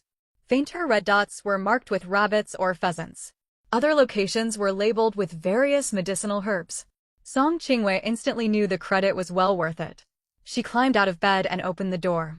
She heard the sound of hoeing from the backyard. Old Madame Song must be tending vegetables in the private plot. Taking the chance, she slipped out. The mountain stood directly behind the Song family home, and she reached its slopes quickly. Her body was truly weak, and she was gasping for breath after walking only a short distance. Staring at the red dots on the mental map, she took a deep breath and pressed onward. After hiking for roughly half an hour, she arrived at the marked location. It sat beneath a large tree wide enough that an adult man could wrap his arms around its trunk. She quickly knelt down and began to dig. After carefully digging for a minute, she caught sight of the ginseng root. She continued working slowly for another 5 minutes before extracting a fully intact wild ginseng approximately 20 years old. Joy spread across her fair face. Great! Ding! Host has seized the wild ginseng that would have been discovered by the female lead. Rewards: 20 gene of white sugar, 20 gene of salt, 20 gene of white rabbit milk candy, 20 gene of fruit hard candy, 20 gene of biscuits, 20 gene of egg cakes. A 5 cubic meter portable spatial storage capable of holding living creatures. Any living being other than the host will fall unconscious upon entering. Luck points reduced by 10. You are now slightly unluckier than the average person. Including the credit repayment, your luck point balance stands at 30. Nearly overcome with excitement, 𝐂𝐮𝐬𝐬𝐧 almost jumped when she heard the final reward. She never imagined she would gain a storage space that could hold living creatures. It was far superior to the system backpack, which could only contain rewards issued by the system. It would make everything much easier from now on. She wandered the mountain for a while longer. The map was still active and she would not waste its use. She kept exploring until it was nearly time for lunch before heading downhill. Her new storage space held a large amount of honeysuckle, alongside plantain herb and motherwort. She would have recognized these herbs even without the system markers. In her past life, she had been a doctor, specializing in obstetrics and gynecology. She had studied traditional Chinese medicine during university and could identify many medicinal plants. The system map simply pinpointed their exact locations and saved her a great deal of time. She walked downhill, nearly home, when suddenly thud. She tripped and fell flat onto the dirt, covered in dust. She gasped in pain and struggled to get to her feet. Damn it. I get one lucky break and misfortune follows straight away. When she returned home, old Madame 𝐂𝐮 saw her walk into the courtyard and frowned. I thought you were resting in bed. Where have you been? 𝐂𝐮𝐬𝐬𝐧 replied, I'd been lying down too long, so I went to the outhouse. Old Madame 𝐂𝐮 rolled her eyes. Come with me to the kitchen and help cook. 𝐂𝐮𝐬𝐬𝐧 sighed. Grandma, I just fell and scraped my knee. Old Madame 𝐂𝐮 fell silent for a moment. She was used to such incidents by now. A scraped knee is nothing. I gave birth to a child and went straight back to work the very same day. Why must you be so delicate? 𝐂𝐮𝐬𝐬𝐧's eyes flickered. Very well. I can stoke the fire. I don't know how to do anything else. Old Madame 𝐂𝐮 stared at her helplessly. She had never met anyone who could admit their lack of skill so boldly. How will you ever find a husband acting like this? Come stir the wok, and I'll tend the fire. I'll teach you if you don't know how. 𝐂𝐮𝐬𝐬𝐧 thought to herself. Go ahead, you'll regret this soon enough. She stepped forward and picked up the wok spatula. As soon as old Madame 𝐂𝐮 lit the stove fire beneath the wok, 𝐂𝐮𝐬𝐬𝐧 grabbed an oil jar standing beside the hearth and poured. Nearly half the jar of oil went straight into the pan. Sizzle. Old Madame 𝐂𝐮 nearly fainted from shock. Heaven help us. You foolish girl. Do you intend to use up all our supplies? Before she could scoop the excess oil back out of the wok, 𝐂𝐮𝐬𝐬𝐧 dumped the wild vegetables inside. There was nothing old Madame 𝐂𝐮 could do now. You're doing this on purpose, aren't you? Get out. Get out of my kitchen at once. 𝐂𝐮𝐬𝐬𝐧 grinned. Grandma, I told you I only know how to stoke fires, but you wouldn't listen. If she cooked once, everyone would expect her to cook every day after that. She was capable of cooking, but she had no intention of doing so. She dropped the spatula and ran outside. Not long afterwards, the rest of the 𝐂𝐮 family returned home after finishing work in the fields. They heard old Madame 𝐂𝐮 shouting angrily from the kitchen.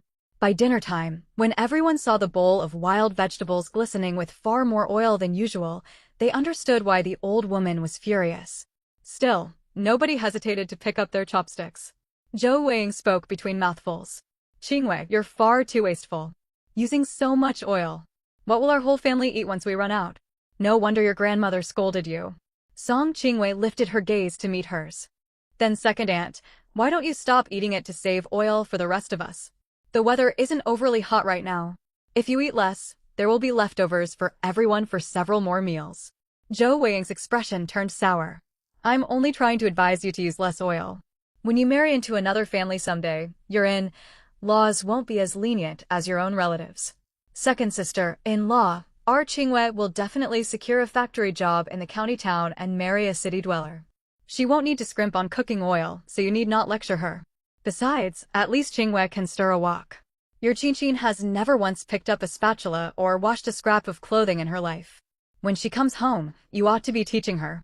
Even if she marries someone from the city, she can't avoid washing clothes forever.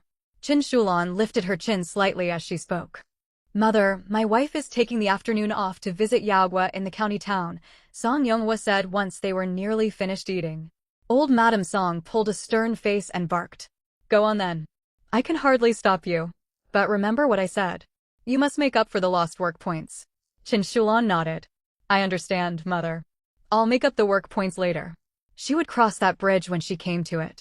After dinner, Song Qingwei told 𝐭 she also wished to go to the county seat. 𝐭 had no reason to refuse. The two of them soon went to the production brigade leader to apply for travel introduction letters. There was no ox cart available for transport that day, so they had to walk all the way to the commune. When they drew near the commune, Song Qingwei said she wanted to stop by the purchasing station.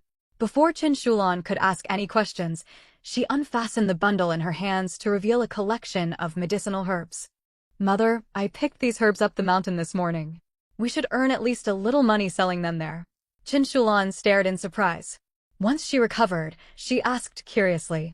I recognize the honeysuckle, but what are the other two varieties? How did you learn to identify them? Song Qingwei chuckled. I watched villagers from the brigade digging herbs once and picked up a thing or two. Pride lit up 𝐭 face. My daughter is so clever. Let's hurry to the purchasing station and see what we can get for them. They soon arrived at the purchasing station. Stepping inside, they spotted a young man behind the counter. The moment he laid eyes on Song Qingwei, a smile crept onto his face. Having worked at the commune purchasing station for a long time, he had never seen such a beautiful girl. She was every bit as lovely as young women from the cities. Comrade, what would you like to sell today? Song Qingwei held out the medicinal herbs. I dug these early this morning.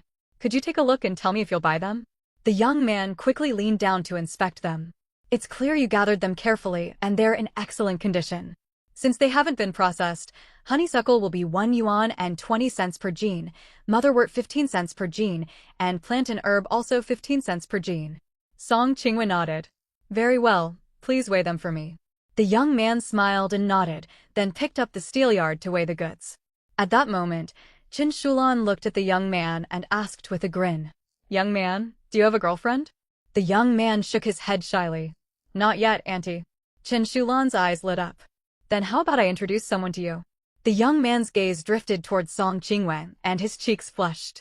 Song Qingwei, worried that 𝐭 would keep going, she quickly cut in. Ahem, mother. Eldest brother still doesn't have a partner. Why are you worrying about other people's affairs?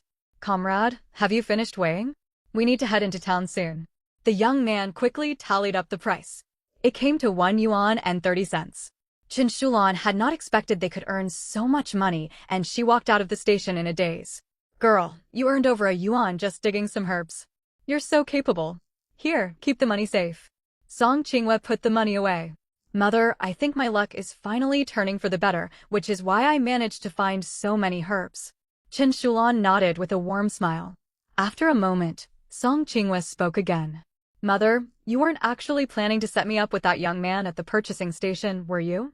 𝐭 nodded immediately. Of course I was. He's good looking, and most importantly, he has a steady job. Let me tell you, decent men are hard to come by. You have to seize the chance, or someone else will snap him up. Song Qingwei was certain that if she did not find a way to stop her mother, this sort of matchmaking attempt would happen constantly from now on. Just thinking about it made her scalp tingle. Mother, please stop worrying about finding me a match. Eldest brother hasn't settled down yet, so I'm in no hurry. When my luck truly changes, I will definitely meet someone wonderful. Sorry, eldest brother. I'll have to pass all the pressure onto you for now. County Machinery Factory. Song Yonghwa went to the cafeteria to get his lunch. He ordered 2 liangs of coarse grain rice and a bowl of cabbage stir, fried with pig's blood. He had barely sat down when a shadow fell over him. He looked up surprised. Comrade Chu, you're only getting lunch now too? Chu Linjun smiled faintly. Yes, the purchasing section has kept me busy. Song Yonghwa nodded. I have you to thank for securing that wild boar for the factory this time. We would never have gotten any meat otherwise. 𝐂𝐮 smile deepened, and he lowered his voice. I have other goods here, fruit hard candies, egg cakes, and cloth. If you want to trade, I can make a deal with you, no coupons required. 𝐂𝐮 stared at him in shock. He glanced around cautiously. Seeing no one nearby, he relaxed. 𝐂𝐮 could guess his thoughts and let out a quiet chuckle. I know you're a veteran. Your character is beyond reproach, so I trust you won't report me, right? I wouldn't dare offer this to just anyone, which is why I came to you. 𝐂𝐮 shook his head at once. Of course I won't report you. I'm grateful to you. How could I betray you? After a moment's thought, he asked, Comrade Chu, what are your prices for the egg cakes and candy? 𝐂𝐮 said, you know the official supply and marketing cooperative prices. Egg cakes cost 80 cents a gene and require food coupons. Fruit hard candies are 90 cents a gene, also with coupons. Since we work at the same factory, I'll give you a good price. 1 yuan and 30 cents per gene for egg cakes, 1 yuan and 50 cents for the fruit candy. If you doubt me, you can check the prices at the black market. 𝐂𝐮 knew exactly how expensive black market goods were. Back in 1963, prices could be 20 times higher than official rates. It was 1965 now. Things had improved, yet black market prices were still roughly 10 times those of the cooperatives. The price 𝐂𝐮 offered was truly fair. He nodded quickly. I'll take them. Can we complete the trade after lunch? He feared the goods might be gone if he waited too long. Little did he know, 𝐂𝐮 had arranged this opportunity specifically for him. He would never offer these terms to anyone else. 𝐂𝐮 agreed readily. No problem. After finishing their meal, the two headed to 𝐂𝐮's dormitory. 𝐂𝐮 could tell 𝐂𝐮 was no ordinary person, though he was only listed as a regular clerk in the purchasing section. He lived in a private single room. Officially, it was not designated as a single dorm, yet he lived there alone.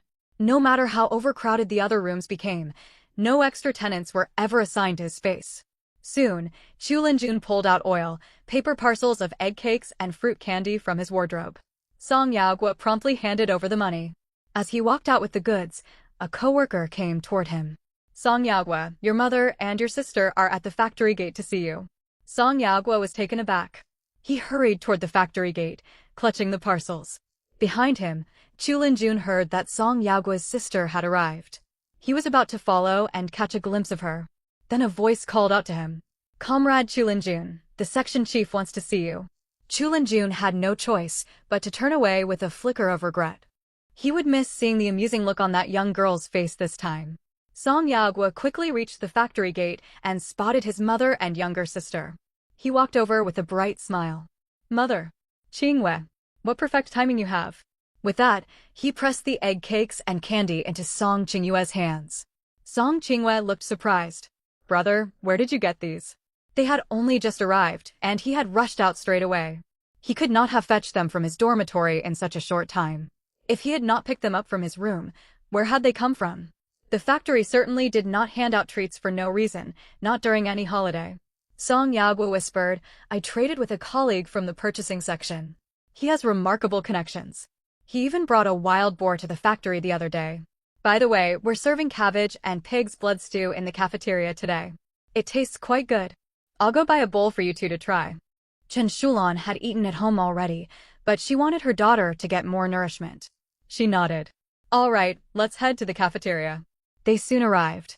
Only half a serving of the dish remained, but it was enough for Chen Shulan and 𝐂𝐮 to share. There was no rice left, only 2 steamed buns, one for each of them. The three sat down to eat.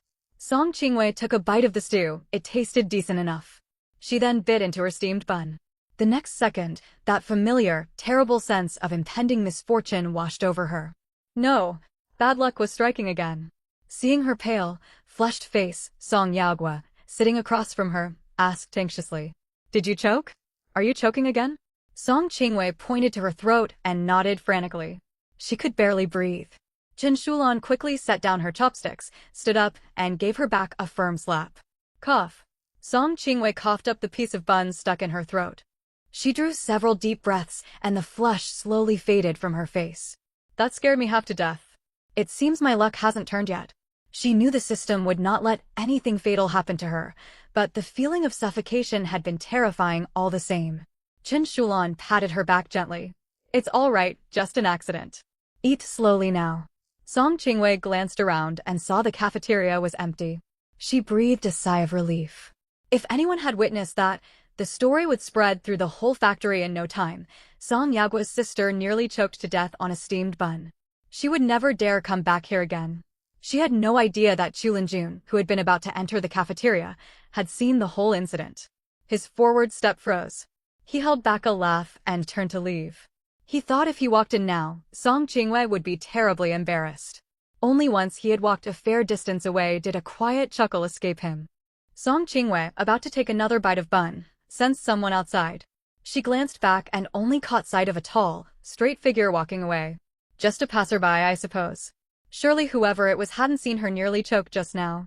With that thought, she relaxed and took another bite of her bun. A little while later, something occurred to her. Brother, has the Public Security Bureau called to deliver official commendations these days? Song Yagua's nodded at once. They did. Factory leaders praised me publicly. Everyone in the factory knows my name now. My master is very proud of me and takes extra time guiding me. That was not all. When he first arrived at the factory, some people whispered that a man with a slight limp did not deserve a formal worker's position. No one dared speak such words anymore. Once they finished eating, 𝐂𝐮𝐤𝐬𝐧 pulled a 1 yuan note out and handed it to Song Yagua's. Brother, I borrowed 2 yuan from you last time. I earned this yuan selling herbs at the purchasing station this morning. It's not much, please take it. Song Yagua's frowned at her. Silly girl, why do you keep settling accounts with your elder brother? That money was a gift from me. Take it back. Since your brother won't take it, you can keep it yourself, 𝐭𝐮 said. 𝐂𝐮𝐤𝐬𝐧 put the money away. She resolved to find a way to get him something valuable later. As they left the machinery factory, 𝐂𝐮𝐤𝐬𝐧 turned to 𝐭𝐮. Mother, do you know where the black market in town is? 𝐭𝐮's eyes widened. You want to go to the black market?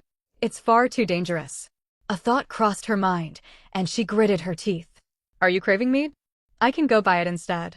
𝐂𝐮𝐤𝐬𝐧 shook her head. Mother, I'm younger. I can run quickly if trouble arises. You can wait outside and keep watch for me. That's settled, let's hurry.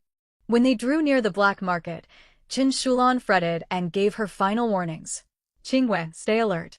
Run at once if anything looks wrong. Maybe I should go inside with you after all. 𝐂𝐮𝐤𝐬𧐧 quickly stopped her. No. 2 people entering means 2 entry fees. It's a waste of money. Trust me, I'm quick-witted. If they went in together, she would not be able to carry out her plans. 𝐭𝐮 reluctantly agreed and pressed 3 yuan into her hand. See if you can buy meat with this. If not, pick up some other food. 𝐂𝐮𝐤𝐬𧧧 stored the money safely and walked toward a nearby alley. A man stood guard at the entrance. He sized her up as she approached. What do you want? I'm here to buy goods, 𝐂𝐮𝐤𝐬𧧧 replied. The man spat out a sunflower seed husk. 1 yuan entry fee. 𝐂𝐮𝐤𝐬𧧧 pulled out a 1 yuan coin and handed it over, then walked inside. It was not peak hours, so there were only a few stalls and a small crowd. 𝐂𝐮𝐤𝐬𧧧 scanned the area. One stall tucked in the corner caught her eye. She walked over and looked over the goods. Unfortunately, she knew nothing about antique appraisal and could not tell whether the items were genuine. Soon another customer approached the stall. The gaunt stall-keeper hurried to speak. I'll find goods here. Pieces dating back to the Song, Ming, and Qing dynasties. 𝐂𝐮𝐤𝐬𧧧 said calmly, I can't tell authentic antiques from fakes. I just think these look nice. She pointed to a palm-sized blue and white porcelain vase and an ornate jewelry box inlaid with small gemstones. Name your price. If it's reasonable, I'll take both just for display. The man hesitated briefly before speaking. 50 yuan for the porcelain vase, 30 for the jewelry box. I'll accept grain as payment instead of cash for a different rate. 𝐂𝐮𝐤𝐬𧧧 glanced at him. I'll give you 10 yen of white sugar. Do we have a deal? If these pieces were genuine, she would make an enormous profit in the future, so she saw no need to haggle. If they turned out to be counterfeit, she would consider it a small charitable gesture for the day. From his demeanor, she suspected he was not the type to cheat customers. The man's eyes went wide. Once he recovered from his shock, he nodded eagerly. Deal. The offer was beyond his expectations. White sugar was extremely precious. He could trade it for plenty of brown rice, enough to feed his family for months if they rationed it.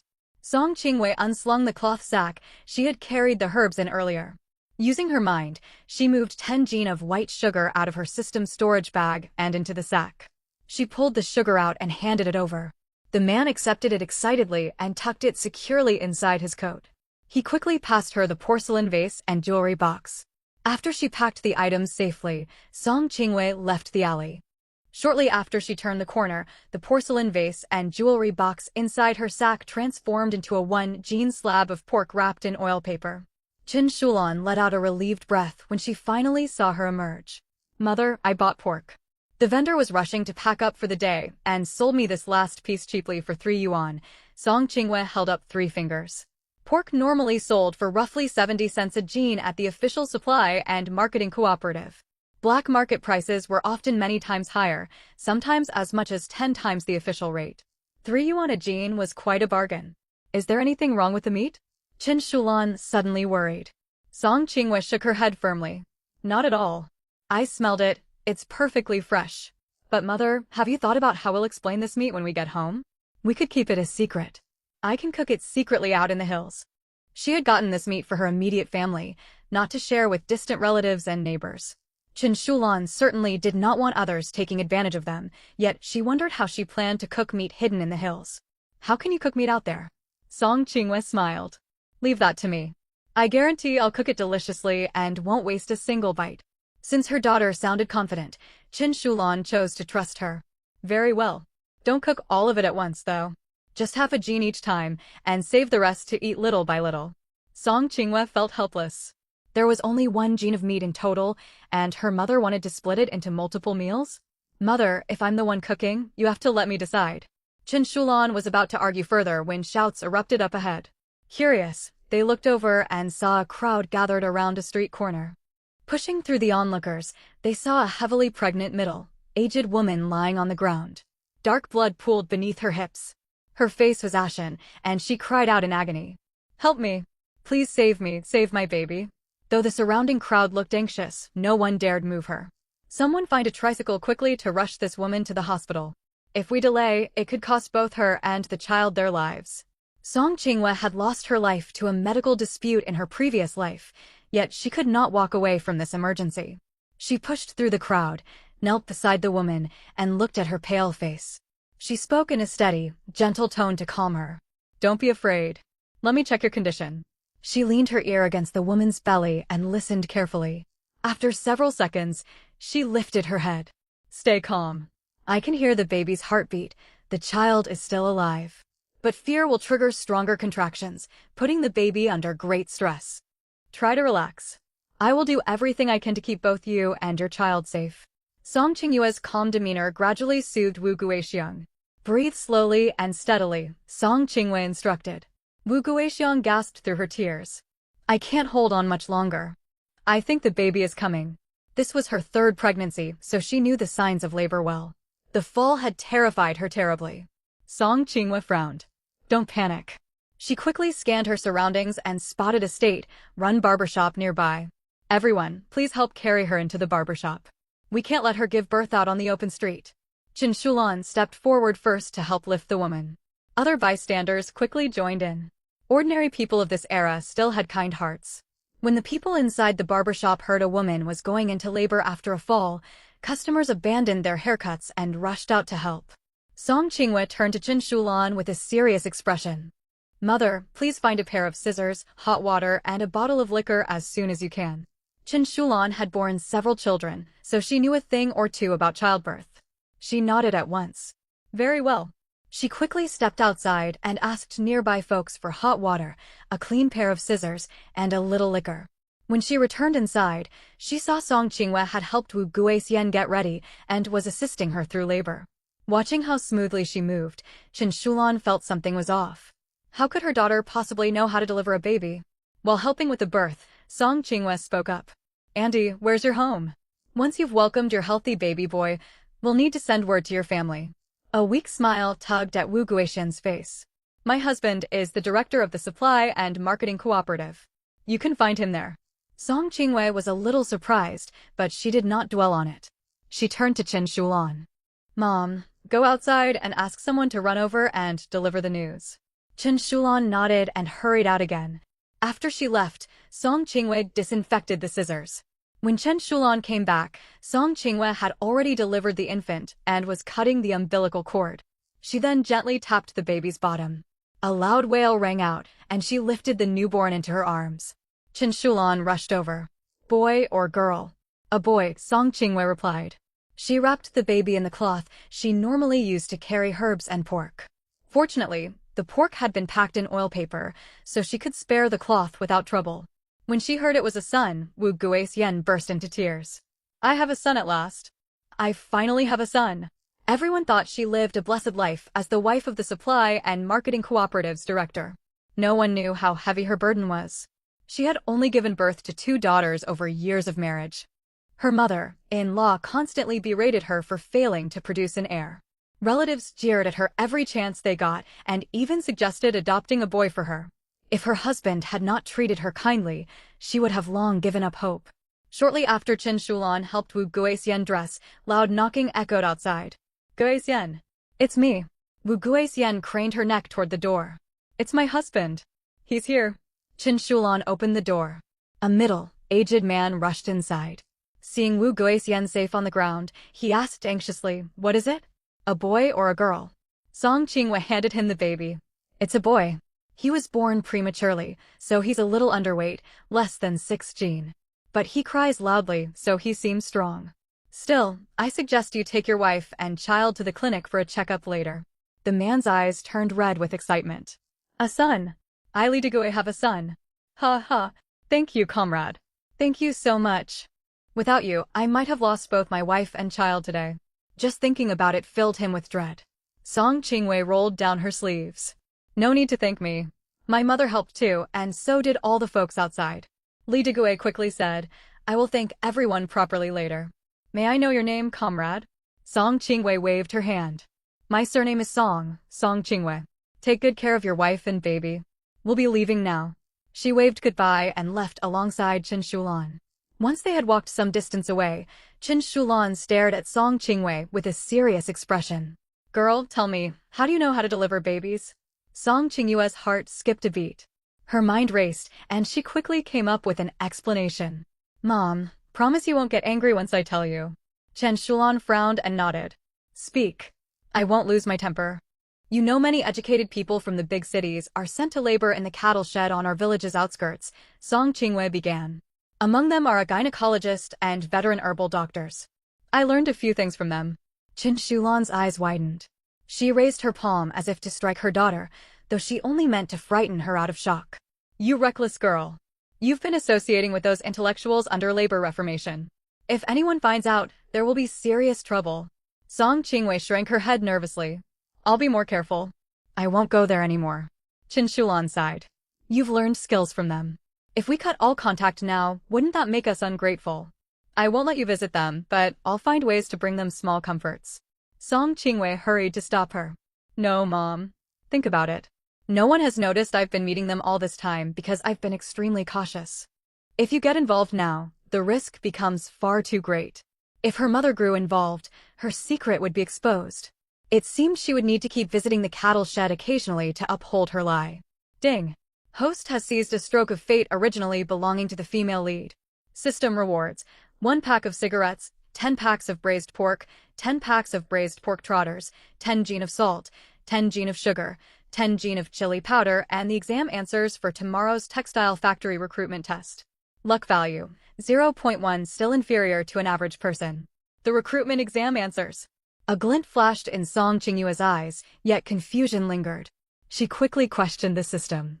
System, I didn't do anything to seize the female lead's fate just now. Host, if you had not rescued the Supply and Marketing Cooperative Director's wife today, the female lead would have encountered her instead. She would have escorted 𝐂𝐮𝐬𝐧 to the clinic, earned their gratitude, and gained many benefits as a result. 𝐂𝐮𝐬𝐧 grew even more confused. Would 𝐂𝐮𝐬𝐧 really be that kind? She spotted the director's wife by chance on an earlier trip to the Supply and Marketing Cooperative. 𝐂𝐮𝐬𝐧 understood instantly. 𝐂𝐮𝐬𝐧 truly was blessed with extraordinary luck. But this time, 𝐂𝐮𝐬𝐧 had snatched the opportunity away. Still, her luck value was only 0.1? Well, it was better than negative numbers. Hopefully she would no longer face absurd misfortunes like choking on food or choking on water. Chen Shulan sighed. Very well. You've grown up and know your own mind. Do as you say. But come speak to me right away if anything goes wrong. Before long, they boarded the bus back to the commune. As soon as they stepped into their courtyard, they spotted Song Yaoang washing around by the well. His legs were covered in blood. Chen Shulan gasped in fright. Yao Hong. What happened? How did you hurt your leg? Song Yaoang jumped in surprise. He had dared clean his wound only because no one was home. He sniffled. Mom, it's nothing. I fell out of a tree yesterday while collecting bird eggs. Washing it will fix it. Song Qingwei hurried forward and saw the wound was already festering. Anxiety swept over her face. Silly boy. Why didn't you say anything for so long? The wound is infected. Left untreated, you could lose the use of that leg. Do you want to end up lame? Your elder brother injured his leg defending our country. That is honorable. If people learn you went lame chasing bird eggs, you'll be mocked forever. The weather was hot. Large wounds covered without proper care were bound to fester. Song Yaoang panicked, tears thickening in his voice. Sister, I don't want to be lame. Mom, I'll take Yahong to the health station at once, Song Qingwei said quickly. Chen Shulan felt a mix of anger and distress. I'll fetch money from the house. I need to head to the fields for work soon. I only asked for a half-day leave. If I'm gone too long, the production team leader will complain. Song Qingwei shook her head. No need, Mom. I have money. She hoisted Song Yaoang onto her back and set off. On the road, she pulled a white rabbit creamy candy out of her spatial storage and handed it to the boy on her back. Song Yaohong's pain faded instantly. He laughed through his tears. Thank you, sister. You're the best. Once the candy melted on his tongue, his eyes crinkled happily. Sister, I had 2 bird eggs. Tonight I'll roast them, and we can share one each. Song Qingyue's heart softened. I bought nice things in town too. We'll share them tonight. As they walked, she asked the system. System, can you show me my whole family's current luck values? Children often suffered minor scrapes and bumps, yet she could not shake her unease. Certainly, host. Song Yonghua, 30 luck below average. Chen Shulan, 40 luck average. Song Yaogua, 40 luck average. Song Yaohong, 20 luck below average. Song Qingyue's brows drew tighter. Song Yaohong only had 20 luck. Had his recent accident dragged his fortune down? Show me the luck values for my eldest uncle Song Yongping, Aunt Wang Xiuli, and their son Song Weinian. Song Yongping, 40 luck average. Wang Xiuli, 40 luck average. Song Weinian, 50 luck average. A cold smile crossed Song Qingyue's face. The eldest branch enjoyed better fortune than her third branch. Clearly Song Qinqin bore deep hatred for their household and targeted her family to drain their luck. Second uncle Song Yongding, Aunt Zhou Weiying, Song Qinqin, and Song Guan's luck values. Song Yongding, 50 luck average. Zhou Weiying, 50 luck average. Song Guan, 50 luck average. Song Qinqin, 100 luck peak fortune, favored by the heavens. Her gaze turned icier. System, can Song Qinqin still drain my luck now? No longer, host. With this system protecting you, she cannot siphon your fortune anymore. Song Qingwei mused silently. She had guessed correctly. If Song Qinqin could no longer leech luck from her, she had turned to targeting the rest of her family instead. Is there any way to stop her draining my family's luck? Host, this system cannot intervene. You must raise your own luck value. Once your fortune surpasses the female leads, she will lose the ability to steal anyone's luck. When your luck exceeds hers, she will cease being this world's designated female lead and lose heaven's protection. A strong sense of urgency settled over Song Qingwei. Tomorrow, she absolutely had to sit the textile factory recruitment exam in the county seat. On the way to the health station, they chanced upon old Madame Song returning from digging wild vegetables on the back mountain. Seeing them, she quickly asked, "What happened now?" Another fall. She was utterly exasperated. Why did the third branch suffer constant injuries, small mishaps every few days, and serious trouble every week? Song Qingwei explained, "He fell yesterday but hid it from us. Now his leg wound is oozing pus. I need to rush him to the health station, grandmother." Old Madame Song's chest heaved with anger. What misfortune! No other children in the brigade get hurt so often. Song Qingwei did not linger to talk and hurried onward. They reached the village health station. The barefoot doctor examined the wound and daubed it with mercurochrome. One application was not enough. Repeated treatments were needed. Running back and forth every day would be troublesome, so Song Qingwei bought a whole bottle for 7 cents. Seeing her spend money on his injury, Song Yaohong felt guilty. Sister, you didn't need to buy the whole bottle. Eldest brother still needs money for his leg treatment at the county hospital. 𝐂𝐮𝐤𝐬𝐧 lifted him onto her back again and spoke gently. Don't worry about your brother. I can afford candy for you, and I can sort out his troubles too. You're still young, don't burden yourself with these thoughts. She did not mean to hide the truth on purpose. She feared the boy might accidentally let the secret slip. When they returned home, old Madam Song emerged from feeding chickens in the backyard. Once, private chicken raising had been banned, only collective farming was allowed. Rules had relaxed, and families could now keep up to 2 chickens on their private plots. She stared sternly at them. Well, what did the doctor say? 𝐂𝐮𝐤𝐬𝐧 replied, it's not serious.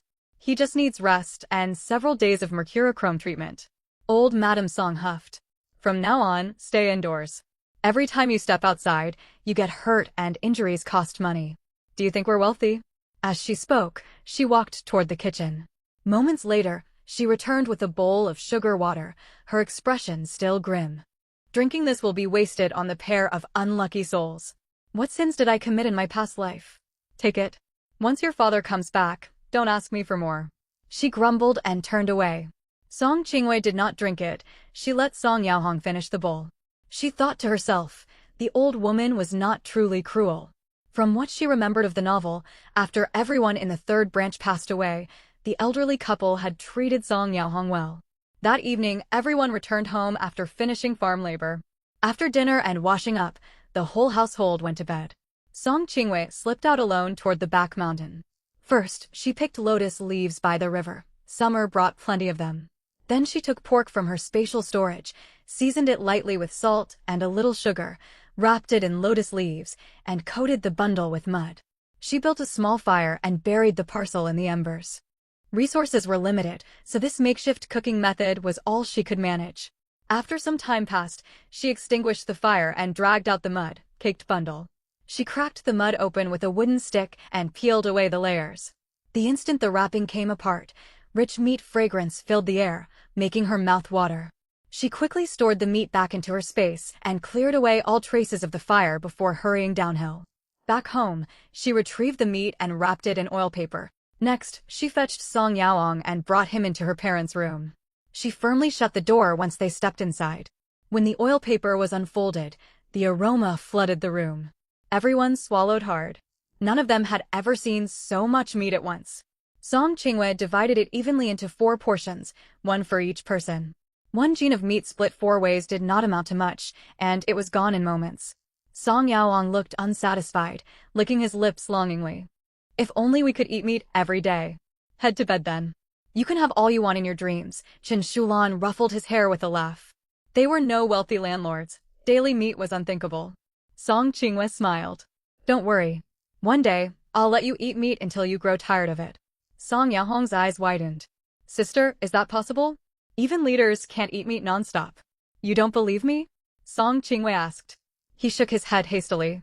I believe you. You've never lied to me.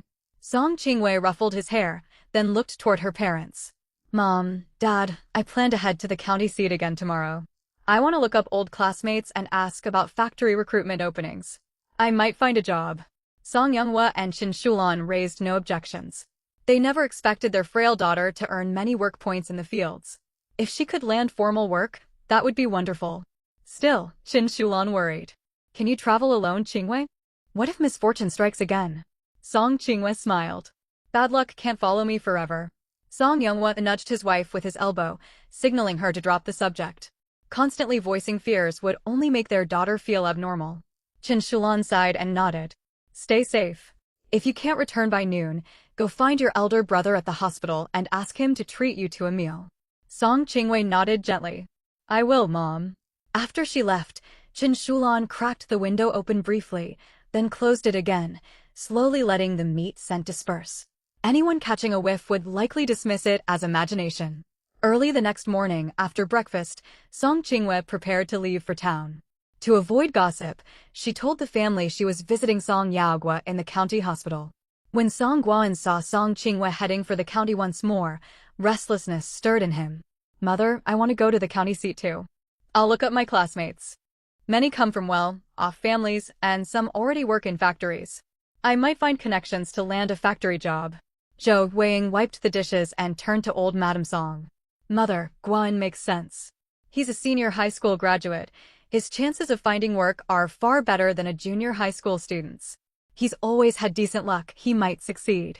𝐂𝐮 did not care who else went, so long as no one stopped her journey. She turned to old Madam Song with an innocent expression. Grandmother, give me fair money for the bus. Don't favor 𝐂𝐮 and leave me with nothing. Old Madam Song huffed unhappily, but finally handed money to both of them. This only covers bus fare. Don't expect spending money. If you get hungry, come straight home. 𝐂𝐮 did not take offense. She tucked the coins into her pocket and set off. Just then, Song Yongding, who was about to head to the fields, called out to her. 𝐂𝐮, when are you reporting to the machinery factory? Your health has recovered now, why haven't you started work? 𝐂𝐮 kept her expression calm. Elder uncle, I'll transfer the job registration once my brother recovers. We plan to sort it out together. Song Yongding nodded and said no more. As Song 𝐂𝐮 was about to leave, Song Yongding pulled him aside and lowered his voice. Once you reach the county, go to the hospital and check whether 𝐂𝐽 is truly bedridden there. Song 𝐂𝐮 looked confused. Father, he hurt his leg. Where else would he be? I can't visit empty-handed. I don't want to spend my own money on gifts. Song Yongding frowned at him. Fool. Just because your third uncle says 𝐂𝐽 is hospitalized doesn't make it true. Where would they get enough money to pay for a long hospital stay? Your third uncle looks weak, but he's crafty. I suspect 𝐂𝐽 may have already reported to the factory and started working. They're hiding it from the whole family. A sharp glint flashed in his eyes. Song 𝐂𝐮 stared in shock. What? They lied to everyone. That's terrible. Then my chance for a factory job might disappear. The second branch of the family had originally planned to secure the factory job for Song 𝐂𝐮. But old man Song refused. If Song Yongding took the job, most of his wages could be handed over to the family fund to support everyone in the household. It would be different if Song 𝐂𝐮 got the position. As a grandson, they could not reasonably demand that he turn over most of his salary for the whole family to use. Song Yongding had his own plan. First, get hold of the job quota. Sooner or later, he could pass it on to his own son. That was why Song 𝐂𝐮 believed the job would be his eventually, even if he could not take it right away. How could he stand to see this opportunity slip away now? Father, I'll head to the county hospital at once. If we don't find him there, we will expose their lies and humiliate the third branch. 𝐂𝐮 had no idea the secret the third branch had been hiding was about to come out into the open. Luck was on her side this time. She spotted brigade leader Song 𝐷𝐴 riding his bicycle to the commune for official business. She quickly called out Uncle 𝐷𝐴. Song 𝐷𝐴 braked sharply and turned around. It's 𝐂𝐮. Are you heading to the commune? Song 𝐂𝐮 nodded. Song 𝐷𝐴 hastily said, I have a meeting there. I need to be off. Before he could push down the pedals, Song 𝐂𝐮 hurried forward and grabbed the back of his bicycle seat. No need to rush, Uncle 𝐷𝐴. I'm going to the county town and plan to catch the bus at the commune. Can you give me a lift? Song 𝐷𝐴 groaned inwardly. It was not that he was unwilling to help his niece. Normally, giving her a ride would not trouble him. But he still clearly remembered taking her once several years ago. They ended up crashing into a ditch halfway. Thankfully the bicycle survived, yet he was bedridden for days after the accident. He had long heard that the granddaughter of the third Song household brought misfortune wherever she went. He never imagined that simply being near her could bring bad luck to others. He had no wish to suffer another mishap this time. He tried every way to turn her down. However, the girl's strength took him by surprise. She held onto the bicycle firmly and prevented him from leaving. Girl, I'm in a terrible hurry for the meeting at the commune. Next time I see you, I promise I'll give you a ride. Song 𝐶heng climbed straight onto the rear seat. Uncle 𝐷𝐴, I don't know when I'll next travel to the county town. Please take me this once. I rarely get to ride a bicycle. Thank you so much for this opportunity. Don't delay your trip. Let's go quickly. Song 𝐷𝐴 was at a loss. He could hardly push her off the bike out of politeness. He had no choice but to start pedaling reluctantly. He remained extremely cautious along the entire road, fearing another crash brought on by bad luck.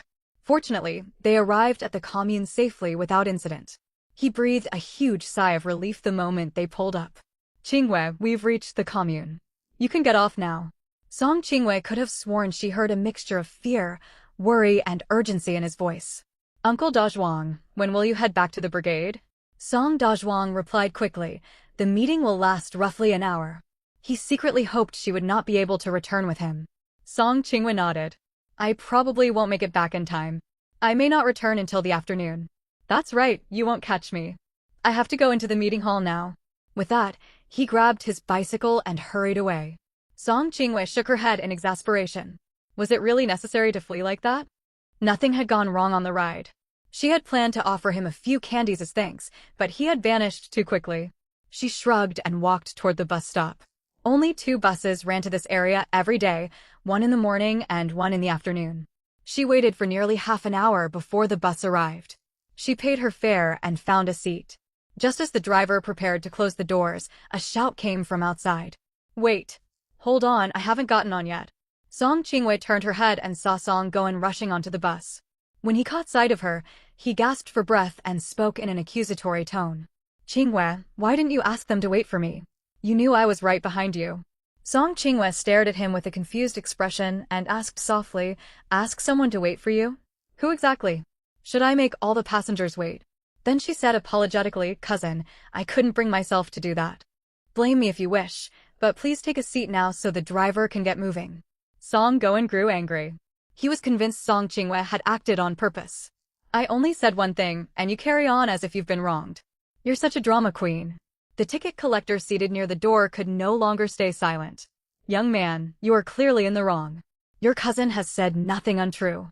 You nearly missed the bus yourself. Do you expect everyone aboard to wait just for you? Sit down immediately.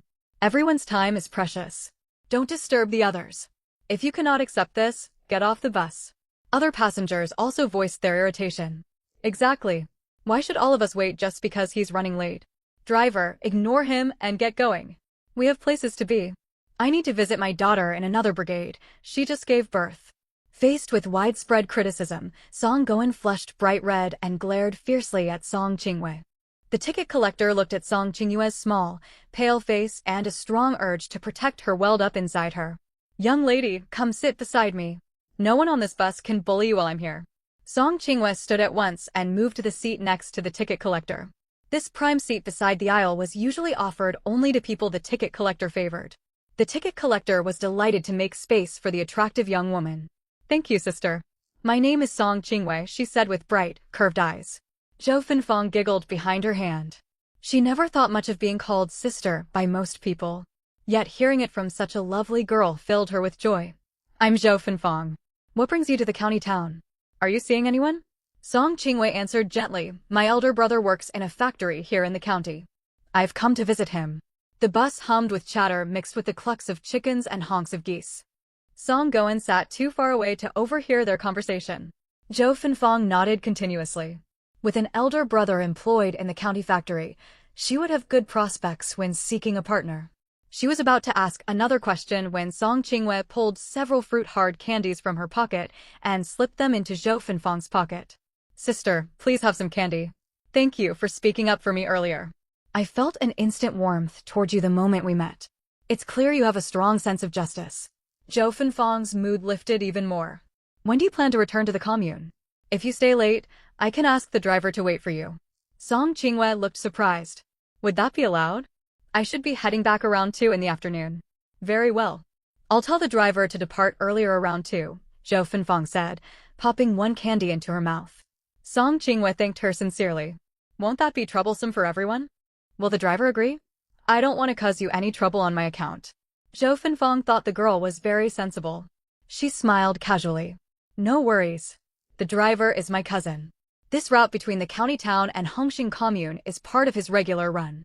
So it won't create extra work. We can pick up more passengers along the way. Everyone will be happy. Many passengers had asked for small favors like this before, and the bus always ran as usual. Thank you so much, sister, 𝐂𝐮𝐬𝐲 smiled. They chatted about many things for the rest of the ride. 𝐂𝐮𝐬𝐲 learned Zhou Fenfang had worked as a bus ticket collector for years. Her husband worked as a postman at the county post office. They had 2 children, a 6-year-old daughter in 1st grade and a 3-year-old son. Before long, they reached the county town. As she prepared to get off, 𝐂𝐮𝐬𝐲 slipped another handful of sunflower seeds into Zhou Fenfang's pocket. The seeds were not rewards from her system. Chen Shulan had filled both pockets of her clothes before she left home. She had said they had few nice things at home, and she should not arrive empty-handed if she planned to meet acquaintances. She had not taken them out on the bus, because the vehicle was already filled with strong animal smells. Zhou Fengfang was delighted to receive the seeds. They would keep her occupied during dull stretches of her shift. Once off the bus, Song Qingwei was about to leave when Song Goen called out behind her. "Wait. Where are you going?"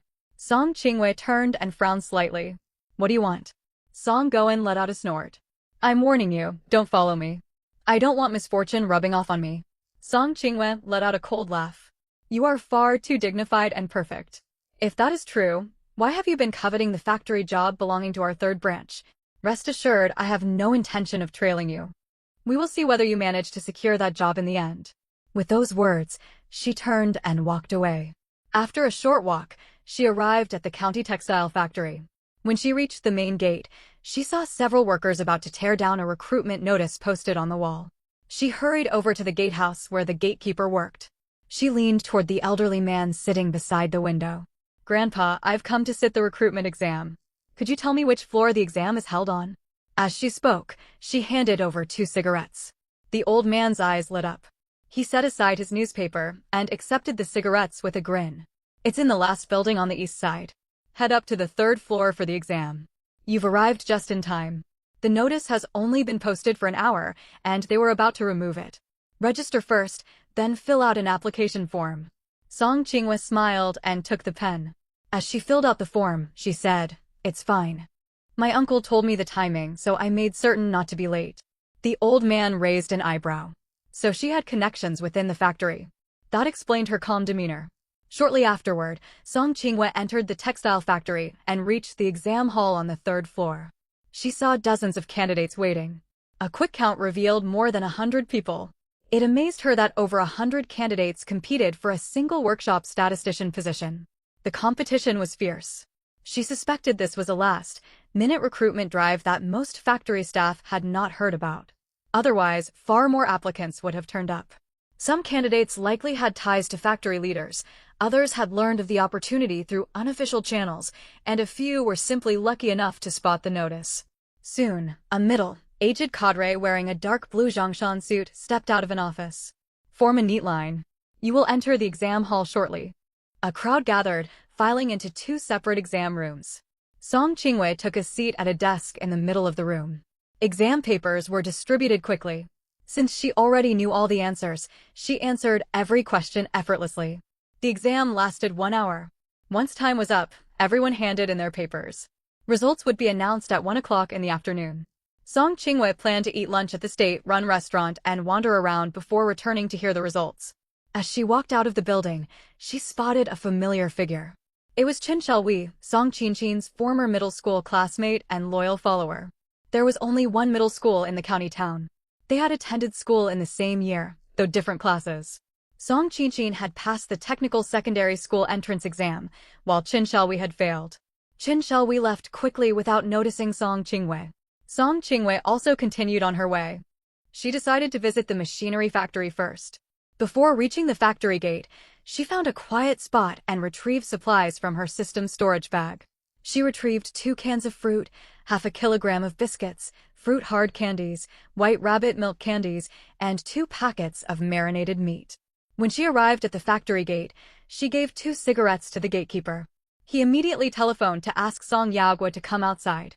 When Song Yaogua heard his sister had arrived, he rushed out quickly. "Qingwei, has something happened back home?" Song Qingwei shook her head. "No trouble. I just came to bring you some things." She handed over the cloth sack.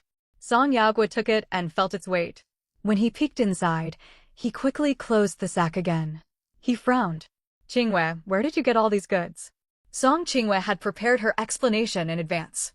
"Yesterday, when Mother and I were walking home, we met a woman who fell and faced complications in her pregnancy. We helped her. Later we learned she was the wife of the supply and marketing cooperative director. They gave us these items to express their gratitude. I brought you a portion. Remember to share some with your master. We still have plenty at home, so you need not worry about us." Song Yaogua felt deeply moved. He resolved even more firmly to complete his apprenticeship as soon as possible. A thought suddenly occurred to him. "By the way, Song Goen came here looking for me not long ago. I heard it was him and told the gatekeeper I was too busy to meet him." Song Qingwei frowned. Second uncle must have told him to come when he left home. Song Goen would never think of this plan on his own. In any case, we cannot keep this secret forever. Let them find out. They will be the ones seething with anger. Song Yaogwa nodded. That may be true, but I fear there will be a huge argument at home today. Would you like to wait for me? I can borrow a bicycle from a friend and take you back after my shift. Song Qingwei refused without hesitation. No need, brother. We can handle things at home. Focus on your work here in the county. Song Yaogwa agreed reluctantly. You haven't eaten yet. It's nearly lunchtime. Stay and eat with me in the factory cafeteria. Just then, the lunch bell rang across the factory grounds. Song Yaogwa led Song Qingwei toward the cafeteria. Today's meal consisted of cabbage stewed with turnips and turnip and egg soup. There were barely any flecks of egg visible in the soup. It seemed as though only one egg had been poured into the huge vat. Everyone looked displeased with the food. The purchasing department had brought back a wild boar recently, yet the machinery factory employed over 1,000 workers. A single 100-gene wild boar meant each person received only a tiny mouthful of meat. We can only hope the purchasing team brings back another wild boar soon. Xiaochu has gone out again. Perhaps he will return with good news in a few days. Absolutely. I've waited for this more eagerly than I waited for my wife to return from her parents' home. The surrounding workers burst into laughter. Soon it was Song Yaogwa's turn to collect food. He asked for an extra serving, explaining his sister had come to visit. The woman serving food glanced upward. All factory staff wore uniforms, and Song Qingyue's light blue plaid shirt stood out. Well, Yaogwa, your sister is such a beautiful girl. You two share quite a resemblance. Is she seeing anyone? Song Yaogwa smiled and shook his head. Not yet. She is still young, and our family is in no hurry. After finishing lunch, Song Qingwei departed and returned to the textile factory. When she walked inside, she saw a crowd gathered in the open yard. They were all discussing why the exam results had still not been announced, even though it was past 1 o'clock. Unknown to the candidates, factory leaders were debating the results in the director's office. No one had expected 2 candidates to achieve the highest exam score. One was Wu Weiguang, son of the union chairman. The other was a young woman named Song Qingwei. This outcome caught all the leaders off guard. Some officials suggested holding a second round of testing, but others argued that creating new exam questions would be too troublesome. Finally, the factory director made a decision. Both candidates would be hired. However, there was only one opening for workshop statistician. After discussion, they decided to award the statistician role to Wu Weiguang, citing his neater handwriting. The director initially struggled to find a suitable position for Song Qingwei. One official suggested assigning her to work as a textile worker in the workshop. This official suggested there would be opportunities for promotion if she performed well. The director knew this official belonged to the union chairman's faction. He planned to retire soon and wished to avoid open conflict, so he consented to the arrangement. At 1:30, factory leaders walked out to face the crowd. It is 1:30 and all candidates appear to be present. We will now announce the exam results. The leader tore open the document envelope in his hand and unfolded the paper inside. He cleared his throat and read aloud. This recruitment exam brought an unexpected result. 2 candidates tied for first place. They are Comrade Wu Weiguang and Comrade Song Qingwei. The factory has decided to offer positions to both outstanding candidates. The 2 of you come with me shortly to complete employment formalities. Song Qingyue's heart settled knowing she had passed the exam. Meanwhile, candidates who had failed sank into disappointment. Under the envious and jealous stares of the crowd, Song Qingwei followed the leader to complete paperwork. She wondered which role she would receive. Would she also become a workshop statistician? Comrade leader, may I ask which position I have been assigned? The leader walking ahead smiled. As you know, both of you achieved first place, yet only one statistician post was advertised. We determined Comrade Wu's handwriting is neater than yours, so we awarded him the statistician position after discussion. You will be assigned to work as a textile worker in the workshop. All workers belong to the working class. No job is inferior to another. You are highly capable. There will be plenty of chances for advancement if you work hard. I have faith in you. Song Qingwei scoffed silently to herself, but nodded in apparent agreement. You are absolutely right. I will accept whatever arrangement the factory makes. She realized Wu Weiguang must have powerful connections. The leader was relieved by her sensible attitude. He had feared she would create a scene. Candidates recruited through examinations were treated differently from workers like Song Yaogwa, who joined via recommendation letters. Though formalities were complete, a political background check would take several days. Only once the check cleared could she officially begin work. If the background check failed, the job offer would be revoked. After finishing all paperwork and exiting the factory building, she returned to the gatehouse. She handed a handful of sunflower seeds to the gatekeeper and smiled sweetly. "Grandpa, share these seeds for good luck. I passed the exam and finished all employment procedures." The old man grinned. "Congratulations to you." 𝐂𝐮𝐬𝐬𝐲 smiled. It was quite a surprise. Comrade Wu Wei-guang and I both scored first place. The factory decided to hire both of us. The gatekeeper blinked in surprise. "Two first-place candidates? That rarely happens." Wu Wei-guang, he is the union chairman's son. 𝐂𝐮𝐬𝐬𝐲 understood everything at once. She had tied for first place with the union chairman's son, effectively competing against him for the single office role. That explained why, despite identical exam results, she was only offered a job as a workshop textile worker. She chatted with the gatekeeper for a while longer before leaving the factory. Ding! Host has seized one karmic opportunity originally belonging to the female lead. Rewards: 1 body strengthening pill, 10 cans of canned meat, 100 eggs, 5 kilos of dried noodles, a lost medical classic, 20 luck points, slightly worse than an average person. 𝐂𝐮𝐬𝐬𝐲 looked surprised.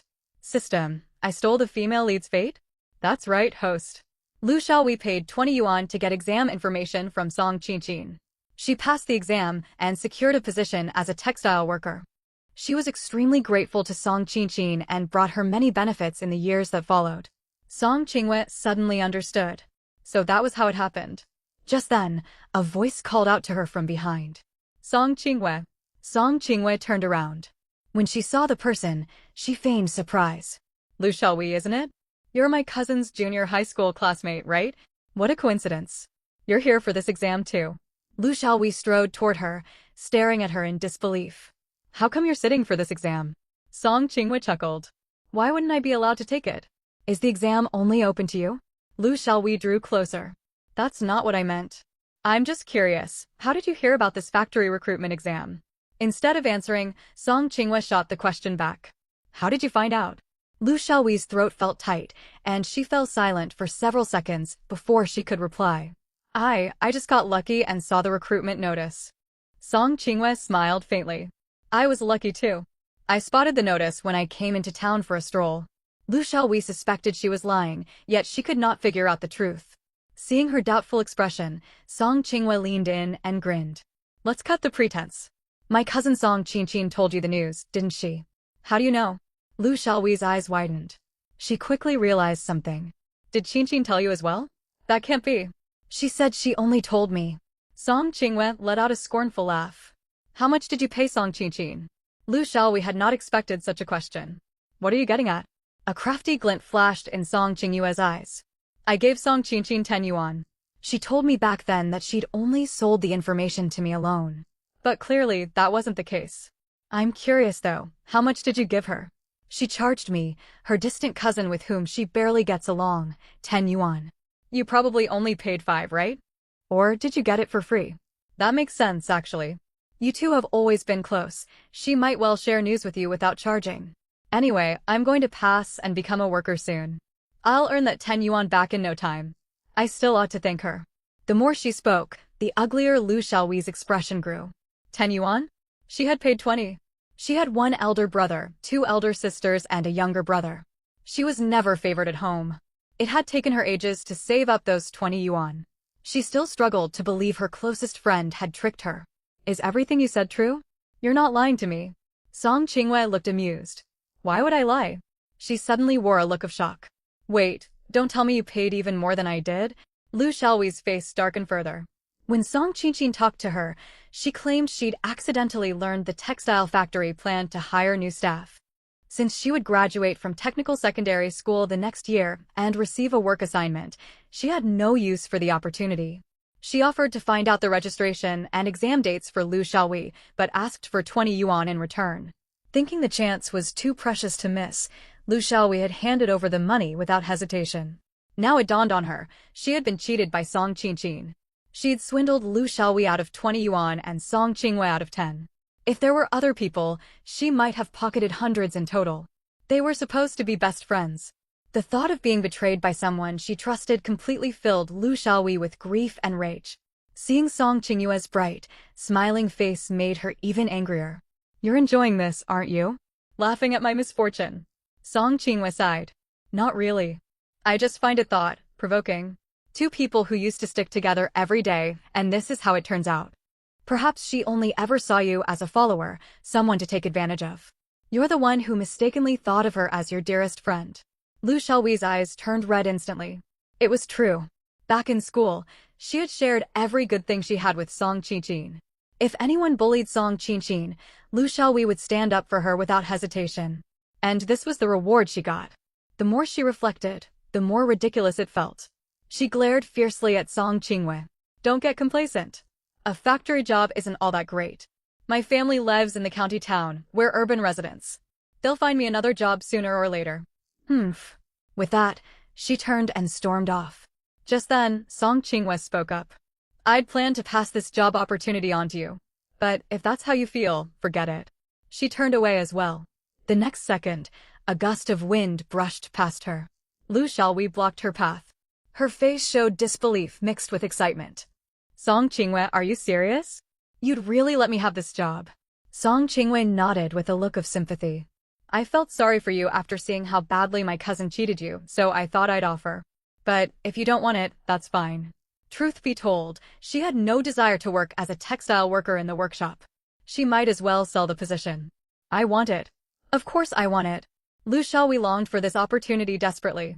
No one knew how long she would have to wait for the next factory recruitment drive. Staying idle at home without work had already annoyed her sister-in-law. She refused to get married so early. She had to secure a job to gain respect within her family. 𝐂𝐮𝐬𝐧 continued, "I won't give it to you for free. Out of old schoolmate friendship, 450 yuan.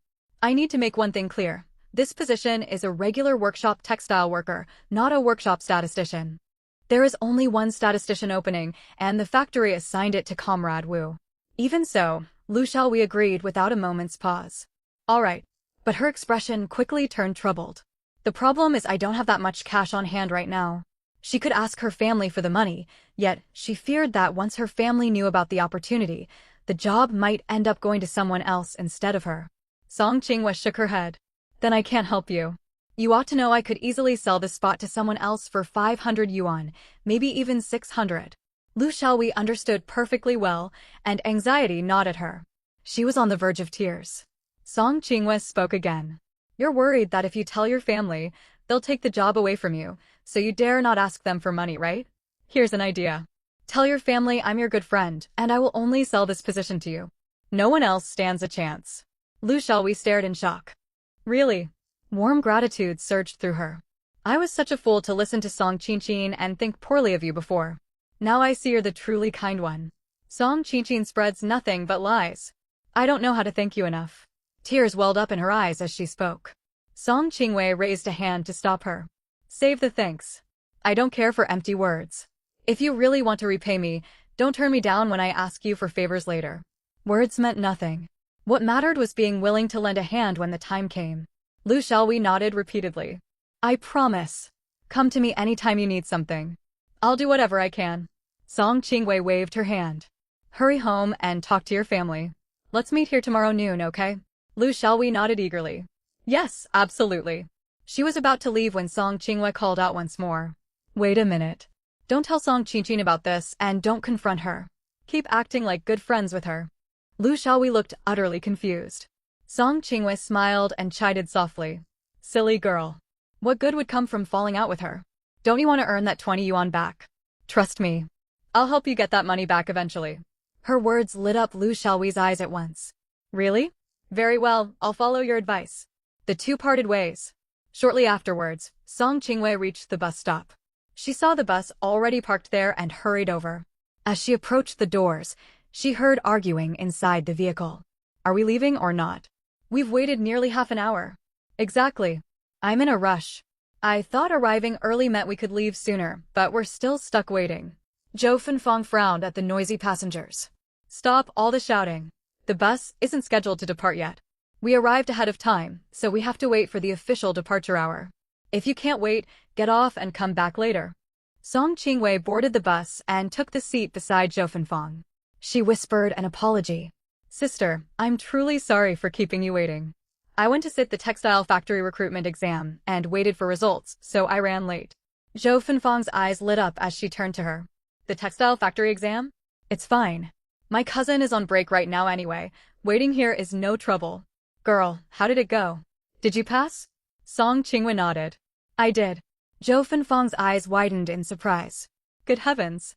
You really made it. Does that mean you'll be moving to the county town to work as a factory hand? Song Qingwei shook her head. No. I plan to pass this job opportunity to a cousin. She did not mention Liu Xiaohui was an acquaintance. It paid to stay cautious. Officially, job positions could not be casually transferred between people. Zhou Fenfang's smile faded instantly. Girl, did I hear you correctly? You're giving away this job? Have you lost your senses? Not even family should receive such an offer without careful thought. Song Qingwei shook her head. This cousin is desperate for a job. If she doesn't get one soon, her family will force her into a marriage with someone she dislikes. I can't bear to see that happen. Zhou Fenfang thought to herself that this young woman was far too soft-hearted. You are far too naive. I hope you aren't planning to give it away for nothing? Song Qingwei shook her head. No. She doesn't want to take advantage of me and said she will offer compensation. But she still needs to discuss the exact amount with her family. Zhou Fenfang felt slightly relieved, yet still thought she was being foolish. If the offer is too low, don't agree to hand it over. Soon enough, the scheduled departure time arrived. Less than an hour later, the bus reached the commune. When she got off, Song Qingwei opened her cloth bundle and took out a pack of biscuits wrapped in oil paper. Sister, my brother gave these to me. I can't finish them all. Please share this pack with you and Uncle Liang. I'm heading off now. She waved and walked away. Zhou Fenfang stared at the roughly 1-jean pack of biscuits in her hands, stunned. This was quite a generous gift. That girl was too kind for her own good. She needed to find a way to return the favor somehow. As Song Qingwei walked back toward the production brigade, she ran straight into Song Dazhu. She waved at him quickly. Uncle Dazhu. Song Dazhu instinctively braked his bicycle. The instant he turned his head, he regretted stopping. He wished he had pretended not to hear her. Uncle Dazhu, did you just finish the meeting? Are you heading back to the brigade? Give me a ride then. Song Qingwei walked over and hopped onto the back seat of his bicycle. Song Dazhu fell silent. The meeting wrapped up this morning. I'm actually riding over to a neighboring brigade to handle some errands. Hold on tight. Song Qingwei nodded vigorously. I will. If the bike wobbles and we're about to tip into a ditch, I'll jump off first to lighten your load. Song Dazhu nearly swerved off course. It took effort to steady the bicycle. That comment had not helped one bit. Thankfully, they made it safely back to the production brigade. After thanking him, Song Qingwei slipped several fruit-hard candies into Song Dazhu's pocket before trotting away. Song Dazhu reached into his pocket and felt the sweets. A faint smile tugged at his lips. This girl certainly knows how to be thoughtful. When Song Qingwei arrived home, she overheard discontented voices coming from the main room belonging to Song Yongding and Zhou Weiying. Third brother, Yaogua got a factory job. That's wonderful news. Why lie to the whole family and treat us like thieves? Exactly. It's not as if any of us planned to snatch his job. How can we call ourselves family with this secrecy? Shortly after, Grandma Song's dissatisfied voice rang out. Third son, you owe me a proper explanation for what happened today. Was it your wife's idea? Such a troublemaker. As soon as the words left her mouth, Song Qingwei stepped into the main room. She looked at Grandma Song, seated at the head of the room and seething with anger, with an amused glint in her eyes. Grandma, my brother has reported to the factory to start work. Our family finally has a factory worker. Instead of being happy, you're insulting my mother. What do you mean by calling her a troublemaker? If being a troublemaker means raising a son who becomes a worker and an upright young man, every household would be glad to have one. I know it was just a slip of the tongue, but you'd best watch your words. If outsiders hear you, people might think you're blatantly biased, unable to bear seeing your third son's family thrive. She then turned to Old Man Song, who sat quietly with a gloomy expression. Grandpa, don't you agree? Grandma Song's anger flared higher. Be quiet. What business is this of a young girl like you? At that moment, Song Yonghua spoke up. Mother, Qingwei is right. Don't say such things or others will laugh at us. And what's all this talk about lying to the family? Yaogua injured his leg and stayed in hospital. Once he recovered, He went straight to report to the factory. That's perfectly normal. What fault is there in that? I didn't even know about this myself. I only heard what happened from 𝐂𝐮 just now.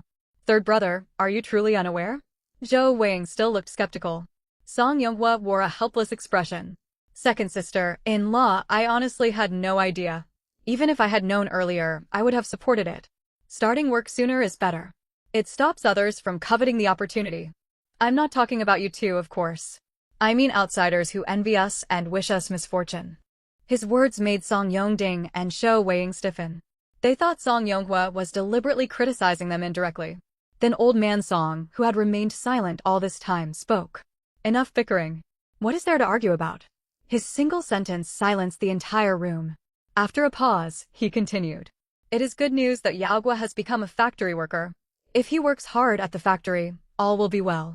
The only worry is his old leg injury flaring up again. Song Qinghua cut in. Grandpa, we don't need to fear that. I heard about an experienced elderly doctor in the county town today, famous for treating leg injuries. In a couple of days, I'll take my brother to consult him. Chen Shulan stared at her excitedly. Qinghua, is that true? Song Qinghua nodded. Of course it is, mother. Song Guowen's smug mood vanished completely. I thought you went into town to look for work. How did you end up hearing about some doctor for leg injuries? Song Qinghua looked at him and smiled faintly. Can I look for work and seek out a doctor at the same time? Finding a job matters, but my brother's leg matters too. Wait a minute, Guowen brother. You spent all day in the county town. Did you do nothing but ask around whether my brother had started his factory job? Song Guowen's expression froze. He forced a reply. That's not true. While I was inquiring about work opportunities, I found out Yaogua brother had already reported to the factory. Before he could finish, Song Qinghua interrupted. Oh, so once you found out, you rushed home to tell grandfather and grandmother? You borrowed a bicycle to hurry back, didn't you? Anyone would think you'd uncovered some huge secret, or that you'd landed a factory job yourself. You were in such a rush. She had spotted a bicycle parked in the courtyard when she walked in. Clearly, Song Guowen had been too impatient to wait for the public bus and borrowed a classmate's bicycle in town to get back faster. Though her face remained cheerful, every word struck Song Guowen dumb. He could barely bring himself to meet her gaze. He feared she would say something even more embarrassing. Finally, Song Yongding cleared his throat and spoke. Ahem. Guowen is simply excited that our family finally has a factory worker, so he rushed home to share the news. Song Guowen nodded at once. Yes, father is right. I only wanted grandfather and grandmother to share the joy, nothing more. Is that so? Yet none of you look happy, Song Qinghua emphasized. I can't see a trace of joy on anyone's faces. Are you lying to me?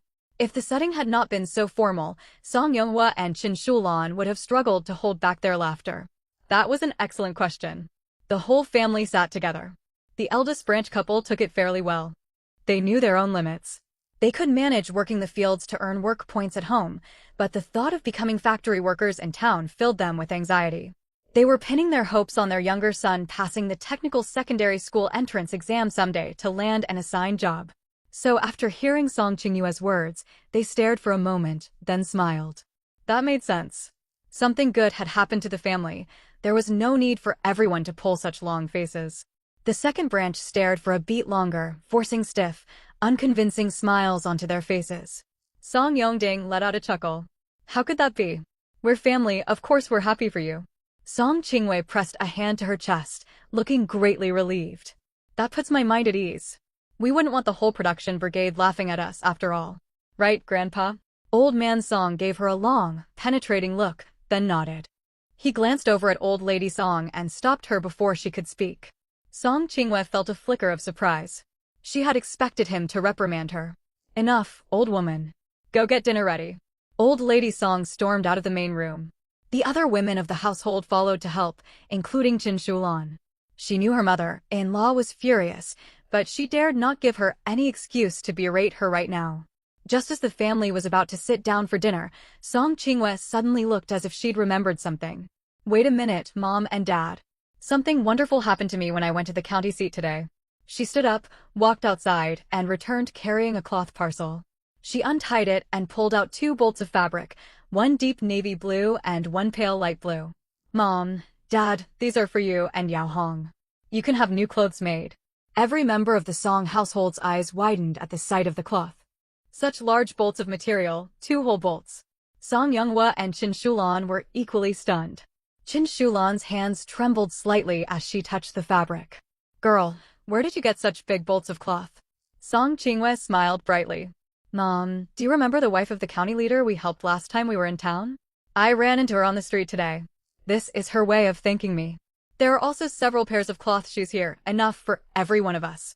When they spotted the shoes, everyone around the table's eyes grew hot with longing. Brand new handmade cloth shoes, more than 1 pair too. As if that were not enough, Song Qinghue pulled out a can of yellow peaches in syrup. Saliva began to pool in everyone's mouths. Which leader's wife? Old Lady Song asked hurriedly. On our way back from the county seat last time, we found a pregnant woman collapsed on the road. Mom and I helped take her to the hospital. We later learned she was the wife of a county official, Song Qinghue explained. I met her again in town today. The cloth, shoes, and canned fruit are her thanks to us. I originally planned to set some aside for you, Grandma, but I figured you're too upset right now to accept anything. So I won't share any with you. Old Lady Song, she desperately wanted those things. Yet she could not bring herself to admit she was no longer angry. It would be far too humiliating. Chen Shulan beamed with joy. Who said our daughter has bad luck? Look how fortunate she is. It's all in the past. Don't worry about me anymore, Mom.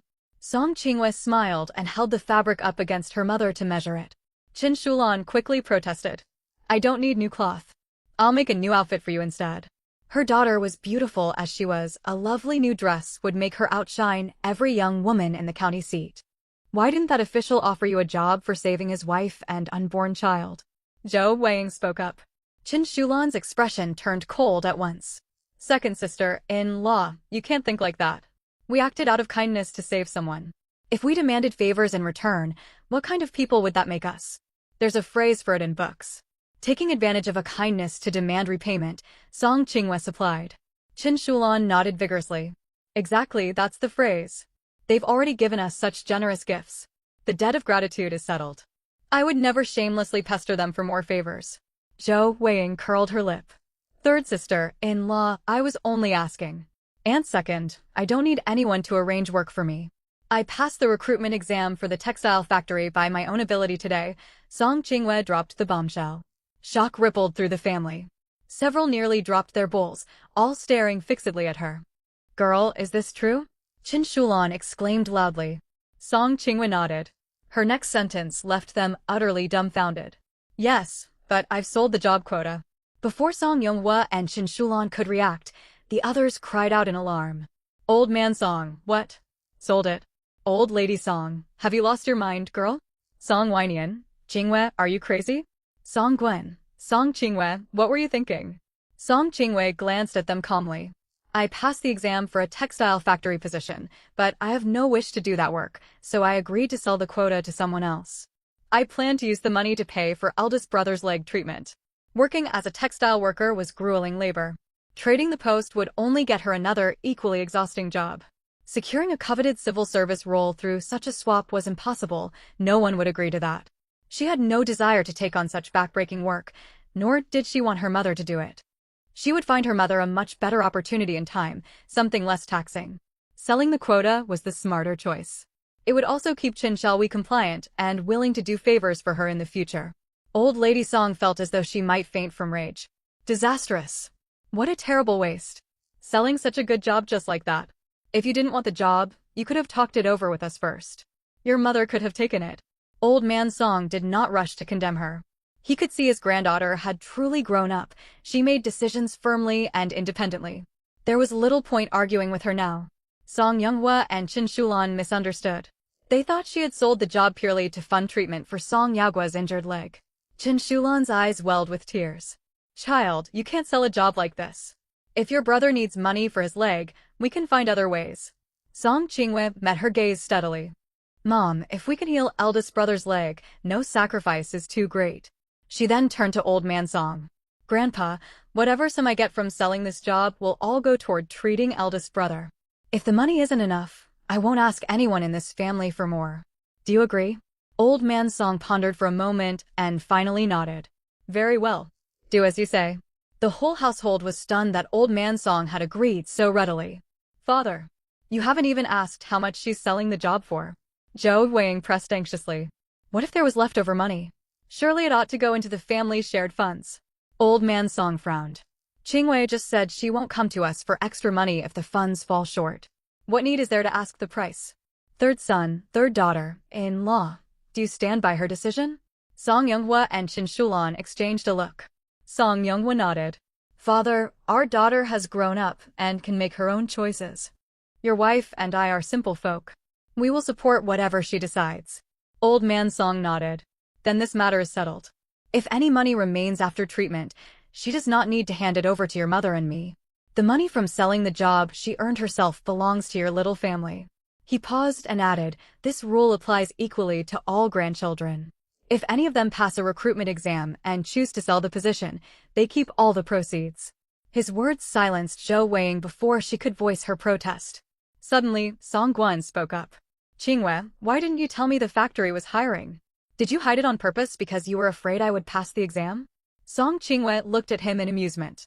As if you would have passed for certain if I'd told you. When I arrived, they were about to take down the recruitment notice.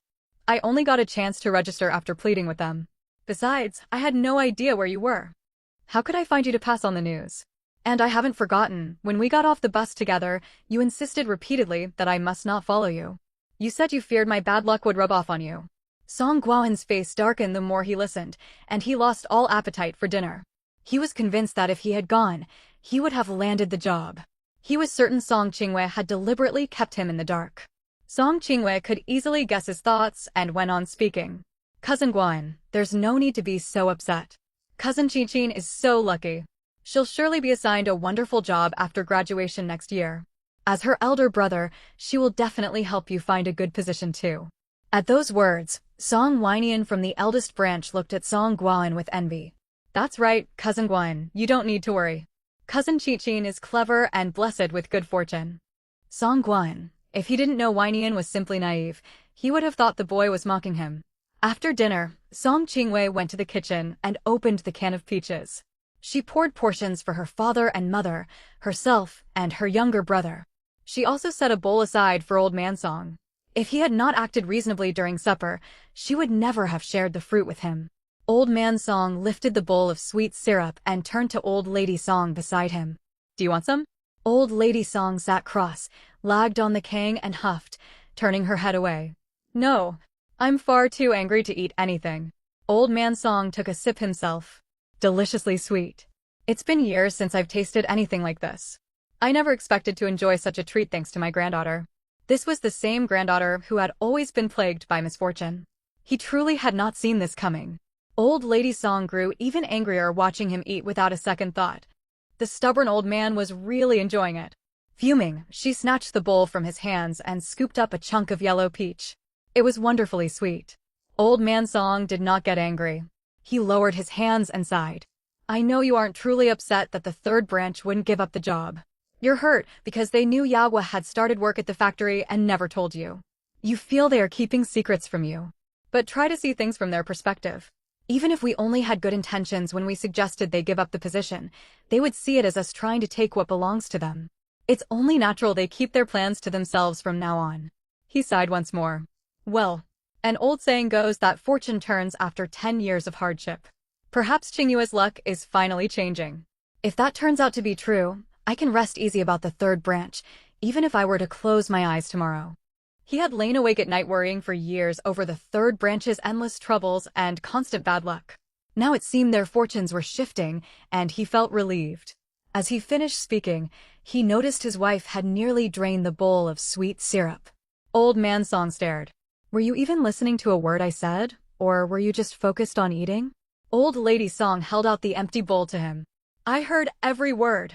You can finish what little is left. Enough. From now on, I'll only manage kitchen affairs around this house and stay out of everything else. Her chest ached at the thought that she had missed out on receiving new shoes earlier that day. Meanwhile in the side room, Song Younghwa and Chen Shulan pressed Song 𝐂𝐮𝐬 to ask how much she had sold the job for. Young Song Yaohong sat nearby, chewing a peach slice, watching her with wide, curious eyes. When they learned she had sold the quota for 450 yuan, they thought the price was somewhat low. But when Song 𝐂𝐮𝐬 explained the buyer was a close friend, they chose not to argue. The job belonged to their daughter, and she had every right to decide its fate. Your elder brother must find you an excellent job someday. He owes you that much, 𝐭𝐮 said. Mom and Dad, I'll be honest with you. I found an elderly doctor, but he told me his health has deteriorated badly, and he cannot treat patients any longer. I offered to pay to study medicine under him. Once I master his skills, I can treat eldest brother's leg myself, Song Qingwei told them. She had studied the medical texts granted by her system. They contained exactly the treatments needed for leg injuries, complete with herbal prescriptions and acupuncture guidance. The techniques were not overly difficult. She had studied traditional Chinese medicine in her previous life. Herbal remedies were familiar to her, and she also knew acupuncture. Many elderly villagers in her hometown suffered from leg pain, and acupuncture worked wonders for them, so she had learned the practice. It pained her to think she had died before she could repay the villagers who had raised her. Song Yonghua and Qin Shulan exchanged a glance. They had not expected this turn of events, but any chance to heal their son's leg was worth pursuing. Won't this be extremely hard on you? Qin Shulan asked, her heart aching for her daughter. Song Qingwei smiled and shook her head. Mom, if I can master medical skills, I will have a lifelong trade. It can only benefit me, so I don't mind the hard work. But I won't be able to go out to earn work points anymore. Tomorrow, I need to head to the county seat to study under the old doctor. Qin Shulan nodded at once. We'll simply tell your grandparents you're going to the county to seek treatment for your brother from this experienced physician. She suddenly remembered something else. Oh, and there's another matter. You wanted the educated youth Sun Xiaohong to take over your pigweed gathering duties. She started covering the work today. Song Qingwei nodded. I have something to take care of. I'm heading out, and I'll be back before bedtime. She stood to leave. Song Yaohong tugged at her sleeve quickly. Sister, you haven't eaten your peaches yet. Song Qingwei ruffled his hair. Sister doesn't like overly sweet things. You can have mine. She genuinely disliked the canned fruit. It had an artificial saccharine aftertaste. Song Yaohong stared at the untouched bowl of peaches, nearly moved to tears. His sister was so kind to him. When he grew up and became a factory worker, he would earn money and buy endless cans of peaches just for her. Shortly afterward, Song Qingwei arrived at the educated youth's dormitory compound. She did not walk straight inside. Instead, she climbed up to peer over the courtyard wall. By chance, no one else was outside. Only Sun Xiaohong was drawing water at the well. Song Qingwei tossed a small stone into the yard. Sun Xiaohong spun around at the noise, nearly dropping her wooden bucket. She quickly carried the bucket into the kitchen and spoke to the others cooking dinner. My stomach hurts. I need to run to the outhouse. Go ahead with dinner, don't wait for me. She hurried outside and found Song Qingwei beside the wall, breathing slightly heavily. Why have you come? What's going on? Song Qingwei asked, has Zhou Agua looked for you these past few days, asking about the missing letter and diary he lost? Sun Xiaohong nodded quickly. He came to ask the very next morning after I took those items. He questioned whether I'd entered his room. I told him I hadn't. I said I'd only washed and hung up his laundry before leaving. I've kept an eye on him since then. He's been restless and suspicious, but claims nothing is wrong when I ask. It's clear he suspects someone stole his belongings, but he can't prove it and dares not voice his accusations openly. Song Qingwen nodded and gave her instructions. Go find him now. Tell him I'm waiting for him at the back mountain. I have the items he wants.